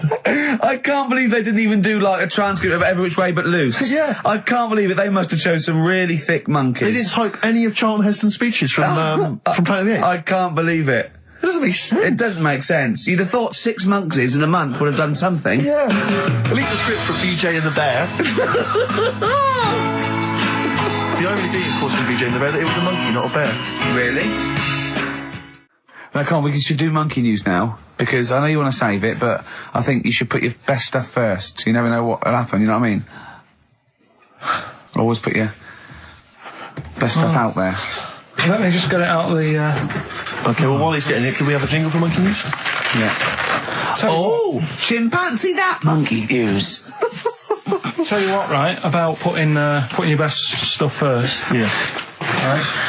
Do you know what we were saying the other week about in Chinatown? Not really a town. Well, it's not a town, right? And like the restaurants, they have like those old dead ducks and chickens just hanging in the window, yeah. an octopus and all that just hanging there. Yeah. And that doesn't like make you want to go in, does it? No, sure. This morning, walking through Soho on the way in, walked past this sort of strip joint place. This woman said, "Do you want to come in, sir?" All right, turn round. She must have been about 80. So you're equating her to a hangy bit of octopus. Well, you said, are you performing? And a chicken. I'm just saying, again, put your best stuff at the front door. Yeah, good thinking. Right, anyway, bit of monkey news that's been sent in. Right. Gareth in Catford. Right. Good work, Gary. Basically, it's about this monkey Oh, yeah. Oh, yeah. in the jungle. Yeah. It's got a gig at an hairdresser's. What are you talking about? What are you talking about? What are you talking about? It's got itself a nice little job going in an hairdresser's. As what? It gets people sitting down, and what it does before the people have their hair cut, that it sort of sits there, and it goes through people's hair, makes sure it's clean, and people are loving it. Right. So it's a pet monkey. It's nothing to do with it getting a gig in an hairdresser's. It's a pet monkey. It's not working at Monkey and Guy. Yeah. No, seriously, it's in there. I think it might have started off as a job, and then. So what does it say? It says junior £15, stylist £35, and monkey £63. So I didn't quite follow. It's in the jungle. It was wandering about. Right. Maybe it did But start it looks good, its hair looks good, someone thought, hang Yeah, on. but never ever, you see, people make that mistake with hairdressers anyway. I always say, well, if the hairdresser's got a good haircut, go to where he's going. So, Can we just go back to Monkey News for a second? so anyway, that's why, yeah. I didn't quite follow why he's still his salon is in the jungle, or where is it? No, he was doing what he does in the jungle, right? Right. He's walking about, he wanders into the hairdressers. Yeah. Maybe they didn't have him on, like, as a job straight away. He was just there. He was People training, said, this is yeah. nice. He's sat there picking the knits and what have you. Carl, I don't know where to start. Then it's just it's the embellishment. You don't walk in. He walks from a jungle to an hairdresser's. I mean, you're an idiot. You really are. I'd love to see you try and get a job in an hairdresser. If there was another monkey up for it, you'd never get a job. So he was good at that. People said this is relaxing. Apparently he had really nice hands, soothing, right, on people's heads. They said, let's put him on the payroll. So Let's put him on the payroll. What do you mean? Yeah, I'll give you that. Okay, this is the news item, is it? Customers are queuing up to have their hair done at a salon in the jungle There you go. by a monkey. Judy, a pig-tailed macaque, has a reputation as the best exterminator of head lice in Con Cane. There you go. She is so good, some customers fall asleep under her gentle touch. Regular Amporon Chekema said, Judy's hands are so soft and gentle, I really feel I can relax. But you know that is doing what it does naturally. It's looking for, like, salt and stuff in the hair. Yeah. And nits. It's not on the payroll. It doesn't complain about when it gets deducted at national insurance. It's not part of the union. Yeah. Do you know what I mean? But a good monkey news, you know, backed up with good tabloid journalism. With solid evidence there. So No, I think maybe we should start marking the monkey news, Rick. I don't know what you think. Giving it marks out of 10, maybe. For both interest and validity. well, for interest, I'll give it 7. For Carl believing that there was something to this monkey, thinking it had a job and getting paid. But it was also doing kind of perms 2. and colouring. 2. Yeah. Ridiculous. Again, ridiculous. More monkey news next week. Hopefully let's just hear that jingle again. Oh, chimpanzee that monkey news. The reason why I had to die. Did I bleed the blood of greed? What was my destiny? That's almost as catchy as monkey news. Oh, God! Oh, I've got some monkey news for you. Let's play a record and come back and I've got some great monkey news for you, Carl. That's from the R.E.M. album that people tend to forget about now because it was so kind of poppy and such a massive hit, Out of Time, but there are some good tunes on it. And there's one of them, Near Wild Heaven. Excellent, on XFM 104.9. Carl, Go on. watching a programme yesterday, and it was about these Japanese snow monkeys. And it was all about how animals learn things that aren't instinctive, particularly sort of primates, because they see other people doing it, and they start a culture. And they can pinpoint when one monkey first went down and got in the hot water springs and stayed there because it was hot, and the others copied them, and now it's part of almost a culture, you know, that won't be handed on because it's not instinctive, but has to be learnt each time. And, you know, and they groom as normal, like other monkeys, right? But they're really intelligent. And, obviously, the reason they groom other people, other monkeys, is because they eat the mites. But also, the monkeys have learned they like being groomed, okay? So they showed this one monkey, it went to a deer, okay, and it was grooming this deer to get its mite off it, right? But then it didn't eat it. It held it in its hand, it went over to a monkey, put the mite on itself to show the monkey it had a mite, and got a free grooming. That's extraordinary. That's extraordinary. That is because it gave up the food, knowing that if you put one there, this monkey would look for mites on it, and it would get a free grooming, and it was like having a little massage. What do you think of that? It's not bad. I've got some better stuff coming up later. On monkey news, on the official. Yeah, monkey do you news. see that? Just see what mine though. Mine's true. I mean, that's an interesting and It extraordinary. actually happened. It's discovery. social behaviour amongst primates. Actually, so I saw it. It was, you know. Did it rob a bank, Rick, at any time? It didn't rob a bank, and it didn't open a hairdresser's. See, that's what you're letting. That's what you're letting yourself It's not quite good enough, is it? My monkey news. No, I've got some. See the difference where I named the species, explained it slightly, told you an interesting fact, as opposed to there's this monkey, right? And Look at him looking at you. Yeah, He's not interested, Rick. Can I tell you now? Can I try and describe for people the face that Carl has? I'll tell you what it's like. It's like if you draw some eyes, a nose and a mouth on a balloon and then inflate it to about half full. That's what Carl's face looks like. That's what his head looks like. It looks like a face you've drawn on a balloon. Very small, the rest of the head huge. It's just that today I'm a bit tired, right? That's one thing. Why are you a bit tired? I just haven't been sleeping, right? Why not? I don't know. I've got a lot going on in the head. Oh, this would be like The Simpsons. If we could actually look in there, there would be 2 monkeys grooming now. Well, I noticed someone's emailed here a link for, can you believe you luck, Carl? Monkeys for sale. Now, I don't endorse this in any way, but here you are. Here's a monkey for sale here. Oh, that's terrible. $2,500.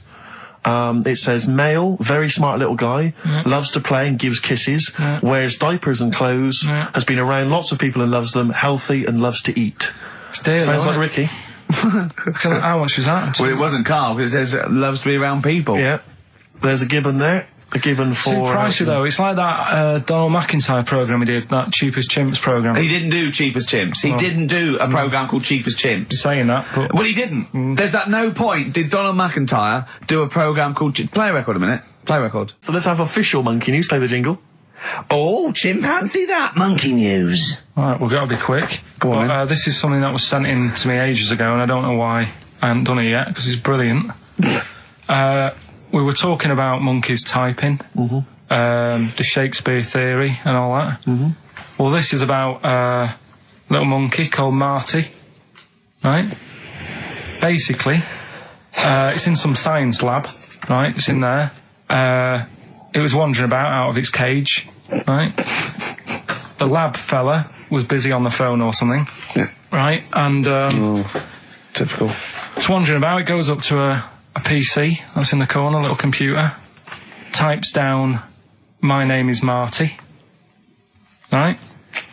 So the fella got off the phone, saw this on the screen with the monkey sat there, says to his mate, "Have you done this?" Right, hold on, Carl. Let him finish. Before you question, always let him finish. I don't know what to do. Time's against us. Come on. He said, "Have you done this?" He says, "Done what?" He said, "This on the screen here saying, 'My name's Marty,' right?" He goes, "What are you talking about?" As he's having an argument with his mate saying, "You're lying, you did it," monkey's sat there typing, "This isn't a practical joke. My name is Marty." Right, and that's the end of the story? I'm not coming in next week.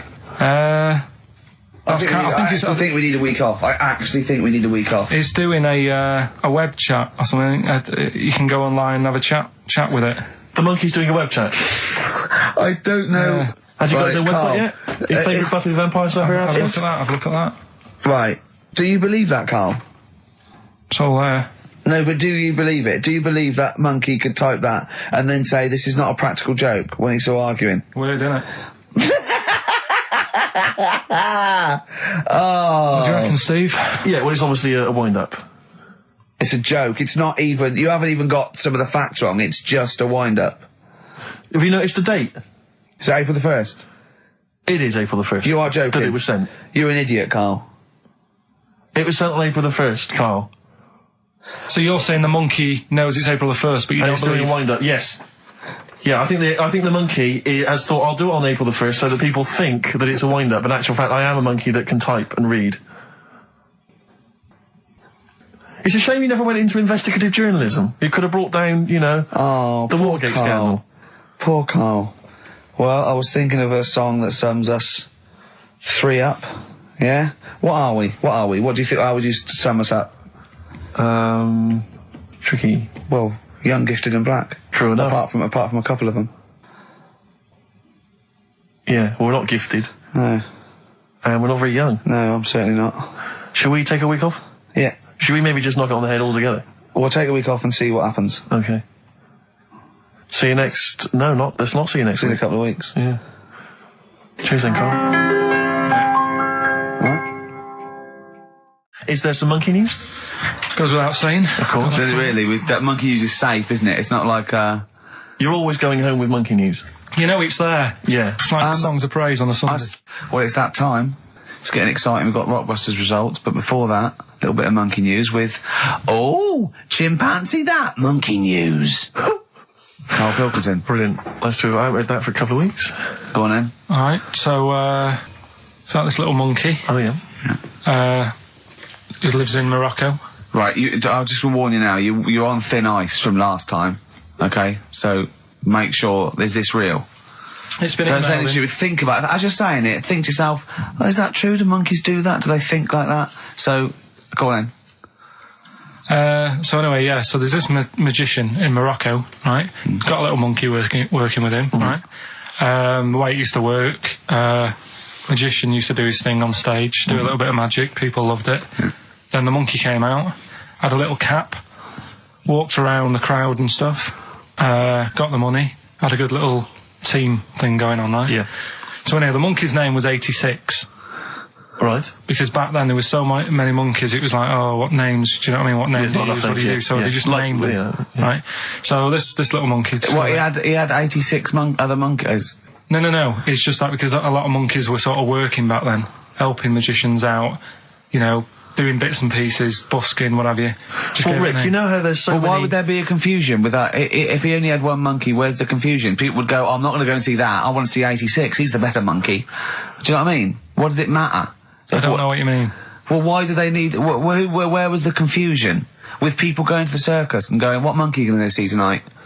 I don't know. It wasn't a billing, was it, with a monkey? But Rick, it's just the same with humans. You know, there's so many humans now that we can't give them names anymore.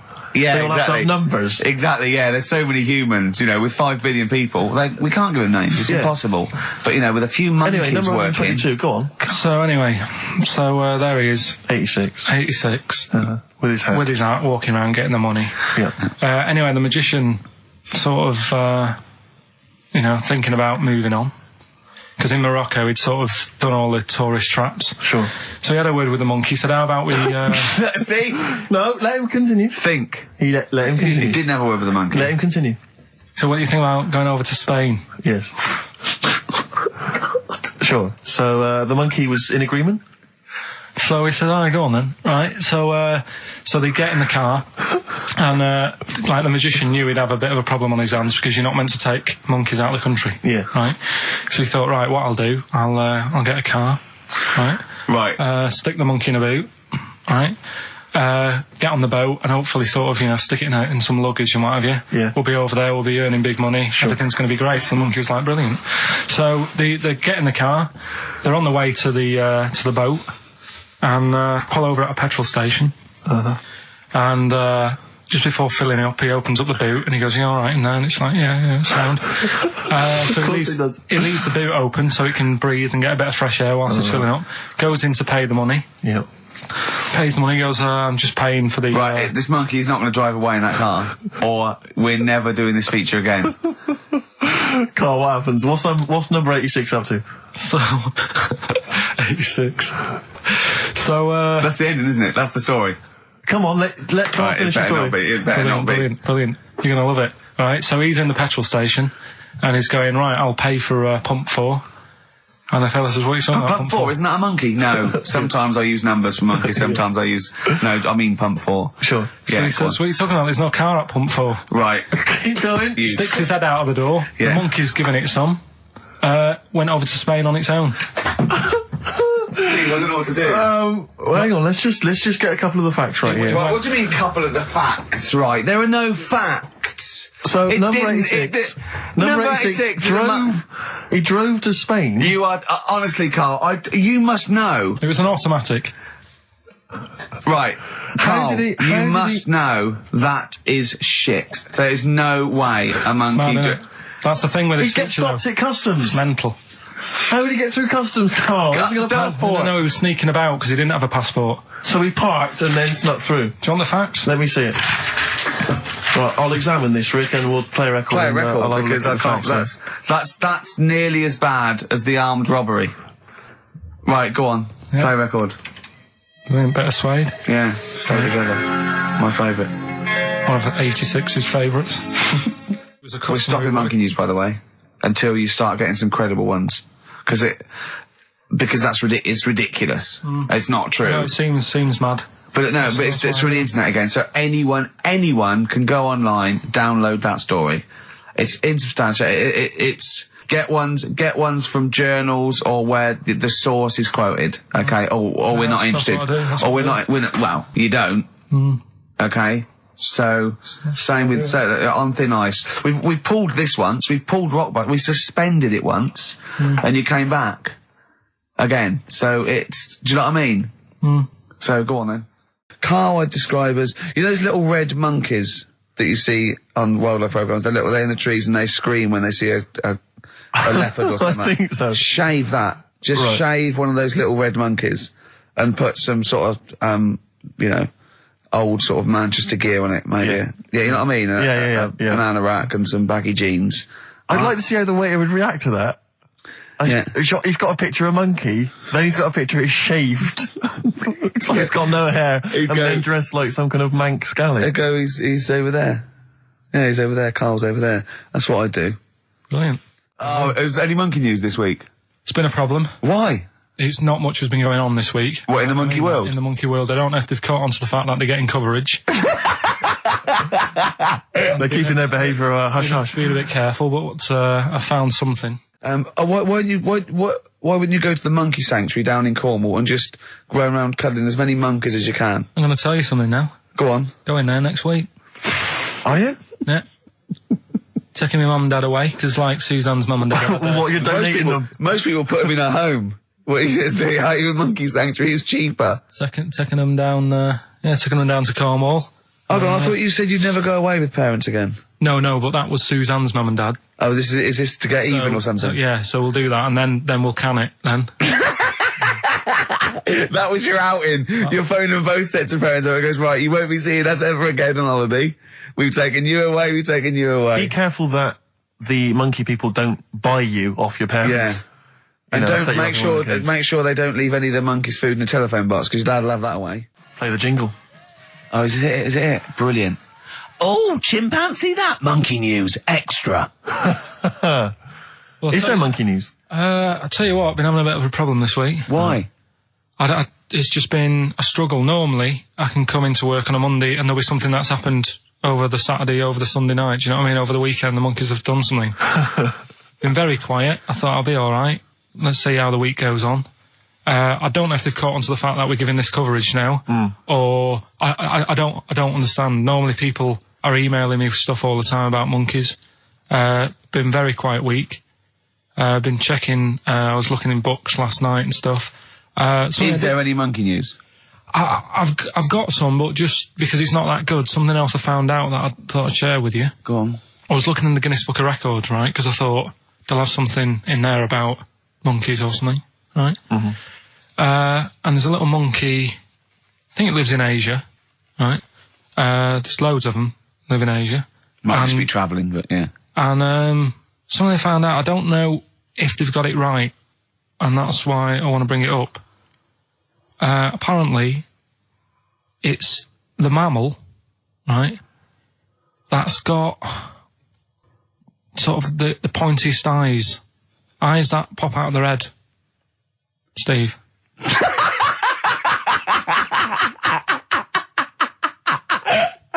Now, the thing is, right, I thought that's interesting. Yeah. Apparently it's the biggest with the sort of goggle eye type thing. Right, yeah, go on. Apparently they come out of their head 1.6 centimetres. 1.6 centimetres? What, you mean they protrude? Yeah. They protrude from the head at 1.6. Okay. What? How long? Have you got a ruler, Rick? 1.6. He's having a go. I'd say I'd be a little bit annoyed if the monkeys beat me. Well, I don't think it has. That's what I'm hoping. Is there anything we can... I mean, what's 1.6? Oh, can you... It's about... Drop your trousers. It's, about 3/4 of an inch. What do you think? I don't know. Have they got it right, or what? Maybe I should come down to Monkey World with you next week. So anyway, so that's not the monkey news. That's just something that cropped up. And Sure. I do know once, when we were playing pool in the office, I think Lucy was your partner. Yeah. It was me and Ash versus you and Lucy. And you were having trouble because his glasses kept slipping down. So Lucy pushed his glasses up his nose, but the glasses touched his eye. Do you remember that? Yeah. He started it. Well, you're the one who joined in. No, I know, and I feel bad now. Yeah. He makes me nervous when he goes, yeah. It's like, play a record. No, I'm just trying to think about which part of your fat, middle-aged physique I can pick on. The tits would be good. Yeah, yeah. Oh, the belly. Sure. Oh, what do you think of that? Oh, that's... What is that? Play a record. is that monkey news for this week? Have we not got any other monkey news? Well, it's just, it hasn't been that good. I mean, the one that I found out here, because we've covered so much in the monkey world, right? The fact that we've done a monkey that was a sort of half man, we've done a monkey that got a decent job in a train station. Can you think of any of the other? Well, that's just some of the great monkey news from the past. That's what I mean. So that's what you got to compete with. So even though this is quite amazing, Just tell us. another monkey's got married.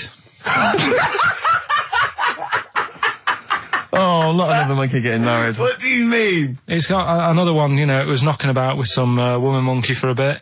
A woman monkey. They decided to, you know, get married. Yeah. They did. What do you mean they decided to get married? Was it pressure from her parents? They had a good do, and Good do. I love the spread. I love that. Peanut vol-au-vents. Yeah. celebrated in a pub, and then they both went off to the cage that night. That's what I mean. Even though that is quite impressive, But because it's not true. Or it's a joke. It's nothing. It's not. on an Nova website, official sort of news website. 2 monkeys have married in Romania after a whirlwind romance. Well, that's... After a whirlwind romance. God, yeah. Yeah, a quick one hanging onto the rope. Yeah. She was in the tyre. Yeah. He saw it. Yeah. He went, have a go at that. They go, we got to marry her now. Yeah. Her parents came in and said, did you just shove my He was in daughter a zoo tyre?" knocking one off. She went, I can do that for you. Yeah. Guests say the monkey bridegroom was scared by the number of people attending the wedding and refused to get out of his cage. So his bride was, Not bloody Hello Magazine again. No, it was no. I think it was like last minute nerves. Right, like right, right. Legit, I'm yeah, single second now. thoughts. It's like it's the big step. Yeah. But his bride enjoyed every minute of it. She was loving it. Yeah, she sure, looked lovely, by the sure. way. She looked lovely. Yeah. Did she? Oh, good. Reports she only appeared to have problems with her veil and dress. Do you see? This is. The guests I hope they didn't ruin it like Anthea Turner and maybe get sort of sponsorship PG tips or something. Totally, with strong plum brandy, so they got them drunk as well. So they carried on the celebrations at the pub, and the bride was taken to her new husband's cage at night. I apologise, play a record. I'll tell you what winds me up. What? Monkeys getting married. I know. And I'm not getting any action. And I got bigger eyes. Where are you going anyway? Where are you heading? Cornwall. Yeah? What's happening down there? Well, there's a monkey world. You're excited about that? We don't see that. Probably go twice to that. Yeah. Whilst I'm down there. How long are you waiting for? The whole week? Yeah. Yeah. So, This is with your parents, isn't it? yeah. Taking them out. Your father, what do you think your father will be up to? What's he going to be nicking on this holiday? Well, he's, Tin. There's a lot of tin in Cornwall. he's, Since they've shut the mines. He's just called Suzanne, said they've got there, said it's a nice little place. Mm-hmm. There'll be no towels when you get there.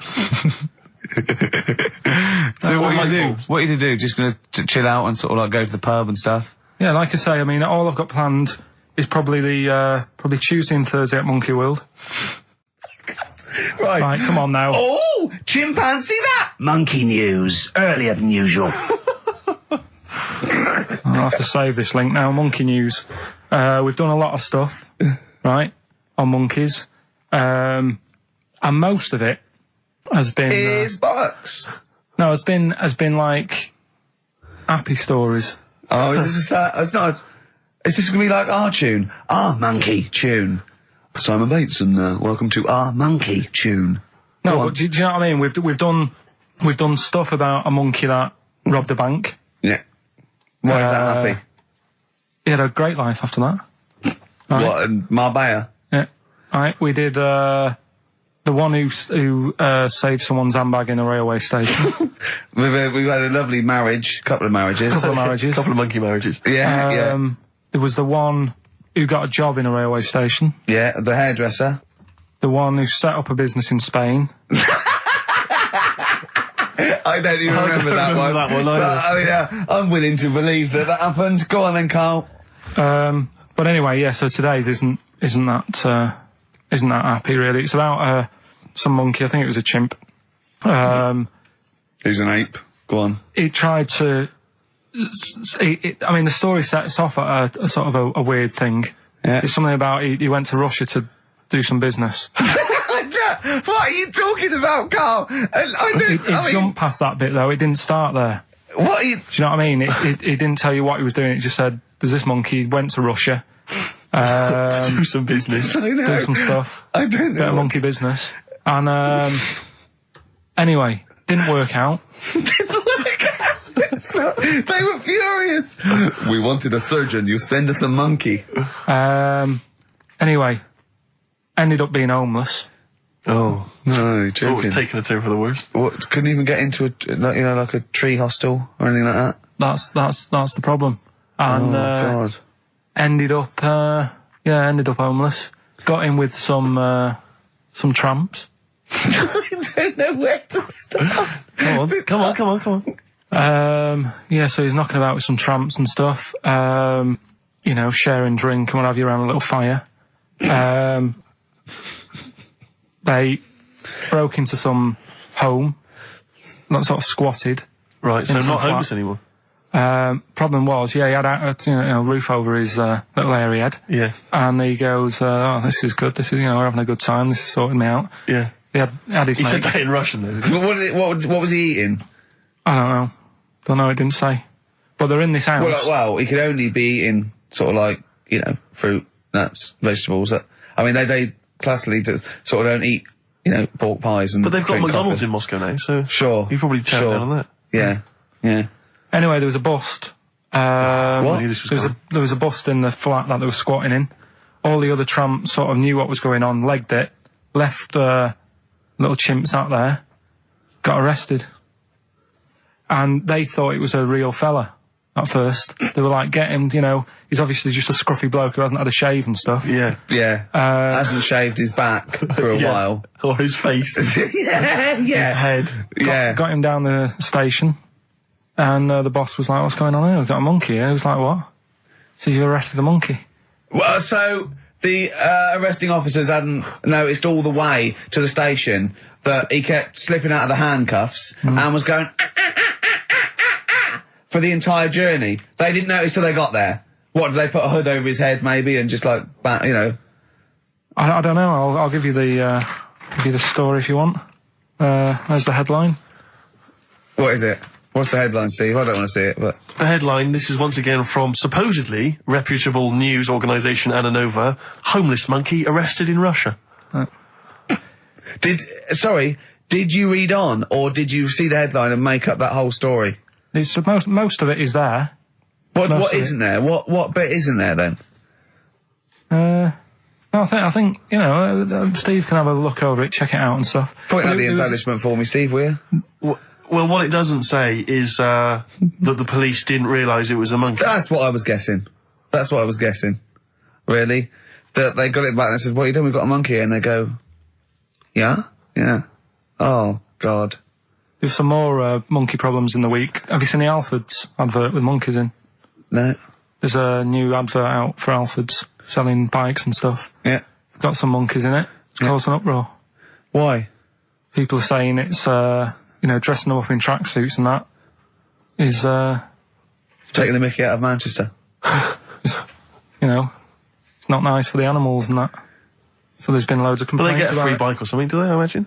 I think they kept the tracksuits. Yeah.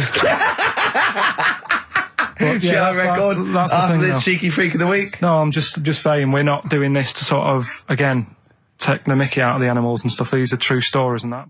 I've just had an email here, monkey news. Yeah. From a listener. Monkey spotted holidaying in Cornwall. A chimp was spotted holidaying in Cornwall last week after befriending a family of 3. One onlooker said, it was incredible. He dressed and behaved exactly like a human being. He even settled the hotel bill at the end of their stay. The only telltale sign was his lack of table manners and the incoherent babble when he opened his mouth. There we are. So, Well, what do you think of that, Carl? that's the listeners, Carl. That's Joanne. Amusing, articulate, accurate. She remembered exactly who's there and everything, setting the bill. It's all there. So, I mean, even though people think that you're slightly simian, slightly less than human on the evolutionary ladder, they do listen to you. So, I mean, I don't know who's more stupid in the end, you or the listener. Did you get to the monkey sanctuary? Because this was the big thing. You were going into Cornwall, you were going to visit the monkey sanctuary. I've never seen someone more excited. You had 2 days put aside for the monkey sanctuary. How did it go, Monkey World? We were on our way, right? I found like a little, in a little cottage that we had, right? It's like a little folder, with little leaflets in saying if you're into mountains, you want to go here. Yeah. If you're into castles and that. Here's a Little castle monkey world. on the leaflet, right? So I thought I'll be needing that. Took that out, made sure that's safe and that, right? We get in the car, getting ready to go. My dad says, where is it? I look on the back. It's in a place called Low or something like that, right? Yeah. So we're on our way. Can't believe me luck. It's going to be a great day and all that. Yeah. And then start looking at the leaflet, right? And noticed didn't have any chimps there. Yeah, it's not Monkey World. It wasn't a monkey world. Well, what was it called then? Something like Monkey Town. yeah, it was just it had like woolly monkeys in it. That's what They had what? Woolly monkeys. What are woolly monkeys? Those things Johnny Vegas off the advert. Right. Loads of them. They're dumped now since ITV Digital went under, so they just put them in a cage. I don't No, understand. They're woolly. They're like they're sort of like little fluffy little baboon type things. Woolly monkeys. I mean, it's not your chimp. It's not your classic chimpanzee. So did the car screech to a halt? It was like Yeah. it was like the mission in Armageddon. I just said abort. We're on the way back. So how far had you got before you bothered to read the leaflet? Probably about 5 miles away from where we were. So what did you do with yourself? You must have been distraught. Well, nearly the end of the show, but we wouldn't let them down, would we? You know what it is now, don't you? Oh, chimpanzee that monkey news. Right. Now, whilst I was in Cornwall, I wasn't online. I didn't have the internet, so it was like, oh, what am I going to do? And I didn't come back till yesterday. I thought there's loads going on that I don't know about in the monkey world and stuff. I was hoping to get some from the zoo that I was meant to be going to. Of course, that didn't happen. So I said to my dad, do you know anything about monkeys? Or have you got any stories with monkeys? Brilliant. This is what Trevor McDonald does. Turned out... 9:45, he goes, got nothing. Dad, anything happened? You got anything politics? Anything politics, Dad? No. This isn't monkey news, I'm just giving you this free. Yeah, brilliant. Turned out one of his mates used to have a chimp. Right. What do you mean one of his mates used to have a chimp? Well, two of his mates. Oh, sorry, yeah, I was thinking it sounded a bit far-fetched living in Manchester, like. But if there was two of them... He had a chimp, had to thump it in the head. For doing what? Answering back? Oh, God! Tried it on with his wife. Had to thump it in the head for trying it on with his wife! I love it. It's a proper fist fight in a pub in Manchester. Oh. I'd call him up, but he's one of them who, like, swears all the time. Right. Oh. I mean, it'd be good to get him on and just... Let's interview him. Can we not interview him pre-record? We can bleep out the swear. I'd love to hear his do story. a lot of work, that. Yeah, well, we're not scared of work, are we, Steve? I'll get myself if you can't be bothered. Yeah, Oh, so... I'll have a word, I'll sort it out. Yeah, try to sort that out next week. sort that out, yeah. Well, don't tell us the rest of the story then. Let's let him say in his own No, words. but there was another one as well. When you say you can get him on, but he swears a lot, you mean the monkey? Okay. I'm assuming he's more coherent than your dad's mate. But there's him, and there's some other fella he knows who had a funny name. I'll have to find out, because you'll love his name. But he was a drag artist. Yeah. And I think he said my dad went round one day, I don't know why, right? Went around there, knocked on the door, chimp answered. Carl, I don't know what you're doing, mate. I don't know where this place you live. Next door, there's an horse in the front room. There's chimps running round. Mad.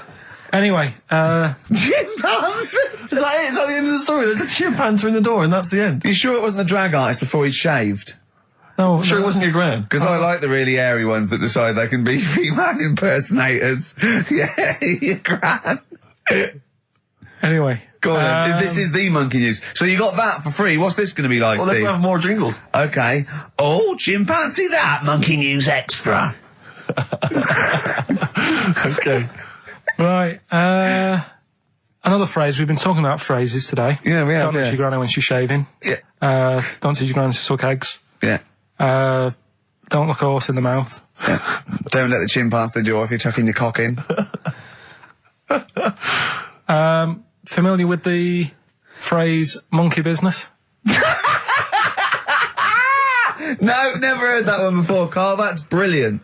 Right, well, it came about. This has been emailed in and I haven't really had a chance to look at it, so I'm just weighing it up now. Yeah. It's the biggest shambles on air, isn't it? Really? I'm ashamed of it. I mean, What was Dr. Fox? Dr. Fox must have been really polite. He must have been thinking, I don't know how to put this. He must have wanted to scream and go, you shouldn't be in the radio authority. My parents listen online. I can't look them in the eye. Right, I think I've weighed it up. Long time ago, right? Yeah. In the olden days, yeah. in Go the Amazon jungle. Yeah. Right? Yeah. Little family of monkeys in there. Mm-hmm. Right? Having a good life. Right? Didn't have any predators in there. Right? So, they were loving it. Yeah. They had a load of food around them. They had loads of banana trees. Yeah. Right? No, I don't think so. No, they do. Sorry. Yeah. Everything's going great. So, they're happy in that. They go to bed. Okay. Wake up in the morning, load of bananas gone. Ooh, hang on, interesting. Hold on, wait a minute. So, Either your dad's been around, or... This isn't the great Amazon banana robbery, is it? so anyway, turns out it was another load of monkeys from another part of the island, from the rough bit. From the rough bit! I love it! They went into a middle class area. They're the ones with the earrings and the leather jackets. Oh, that is brilliant! From a rough part of the island. So the monkeys thought, well, there's no point getting into a fight with them because they're harder than we are. Yeah, Yeah. of course, and they carry chains. So, I love all this They conjecture. got flip knives and This tattoos. Yeah, go on. so basically, they said, let's do some business with the bananas. Let's do some business with the This bananas. is such shit! This is such... What are you talking about? Oh, Christ! Right, calm down, we haven't got much time left. Oh, God! What do you mean this? Forget it. No, don't forget it! Carl, do not press seriously. that! Switch the record off. Switch the record off. Christ! Switch the record off, Carl. What are you talking about? What do they do? Oh. Let's do business with the bananas. Yeah. So they said, well, rather than them coming robbing them, we'll flog them. So that put a stop to it then. The monkeys came. They didn't have money. They said, give us some bananas. And it says here... So what, they exchange bananas for bananas? For berries and nuts. So that's where the phrase monkey business No, it's comes from. Little business to set up. Right, there, God. That's the end of that as well. So that's the end. That is a shame. That's the end of Rockbusters and Monkey News. Well done. You've done it in one show. We killed off Monkey News and Rockbusters. Didn't I tell you that there was some sort of petition for Monkey News? Was there? What was the Caused story? a lot of it's loads of emails and that. You so- mean you've done Monkey News? You mean you want to do Monkey News? No, but seriously, there's uproar, and people were like, "You can't get rid of Monkey News. Yeah. Don't be doing that." Who sort of what? Loads of people. Was it monkeys trying to write the complete works of Shakespeare? Did Tony Blair get a whiff of it? And he's coming So down we're like a doing ton of Monkey bricks. News. Oh, chimpanzee, that Monkey News! Excellent. So Monkey News time on XFM. Karl Pilkington, the man in the hot seat. Karl, what have you got for us? Okay, Monkey News this week. We've covered a lot of stuff. We have indeed. Now, do you know, like, there's places where you can go for, like, weekend rests and stuff, Sure. and you relax, you sit in a little spa, you might have a swim and stuff. Well, they've got a place done for monkeys. Of course they have. Right, they can go there, they relax, forget about all the stuff they've got going on in their head. They can have a manicure, Right. got nice meals, It's not called a manicure though, it's called a chimpacure. beauty them. treatments. Yeah. Right, they look good and stuff. Yeah, well, look good, feel good, yeah. Now, you might think, well, that's pretty normal. Well, The bit I haven't told you about is actually run by a couple of chimps.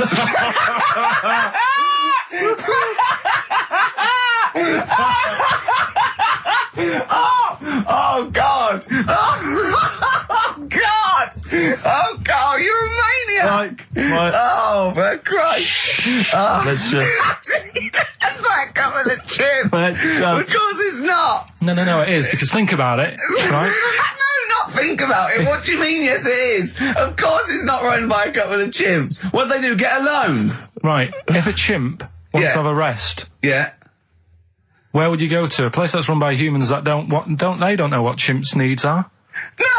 My point is this, how did they get it together? How did the two chimps, Mr. and Mrs. Chimp, went for a lunch and said, I'll tell you what we need, a spa. I think it started off quite simple, right? Just basic stuff. But they've expanded over time because it's become so popular. It's gone mental down there. Sure. They've all heard about it. Now, the thing is, the problem is this, right? That isn't even the top and bottom of it, right? Oh, Christ. The problem is, it's been going on and on and on, right? It's been earning a lot of money and stuff. The monkeys are happy. The monkeys that go there are loving it. They're telling friends and stuff. They're all coming to it. Now, the problem is, it's this little monkey, little man monkey and a little woman monkey, right? Yeah. Who were sort of girlfriend and boyfriend. Sort of. It's an open relationship. They can play around if they want. Well, the problem is they're not married, right? Now, trouble brewing. The lad monkey, fella monkey, he's getting quite old. Mm. And the problem is, because it's his name that's down on all the stuff. All the forms. Let him finish. I'm getting scared now. Let him finish. It's his name on the business, and the problem is his missus is kind of like, what's going to happen? Sure. Where are you getting this from? Internet. Oh, I don't know where to start. No. Can we just hear the end? This is ridiculous. So the problem is, the female monkey is worried that the male monkey she's worried. is What's going to happen with the business? What's going to happen? Of course. Right now. What do you mean the business? The health There isn't a business. It's a joke. Rick, you're not listening. His name's on the form. The male monkey's name. It's in his name. Now the problem is, the woman monkey has got some kids, but because they're not blood relatives, it's not going to be handed down to them. And the courts... They're kids from a previous monkey marriage? Yeah. Right. So they're not going to get it. Let me just check this out. Yeah, otherwise you don't want to check the facts, otherwise you could look like a twat spouting shit on the radio. Please check the facts for scientific security. And they're just a bit worried because they're saying that the people in Ohio, which is where they've got the little health thing going on. So that makes it more believable that it's Ohio. Mm-hmm. I thought you meant it was Berkshire, in which case it would be rubbish. It looks like the local people are trying to get in there. They've seen the success of it. Sure. And they're trying to go in and take it over and stuff. Yeah. So... Give me the piece of paper. Throw it away. Play a record. That's the worst one I've ever heard. And there's something wrong with you. You're educationally subnormal. Final tune from us, Tim Buckley. Lovely song called Wings. Back next week? Yep. Yeah. See you, Carl.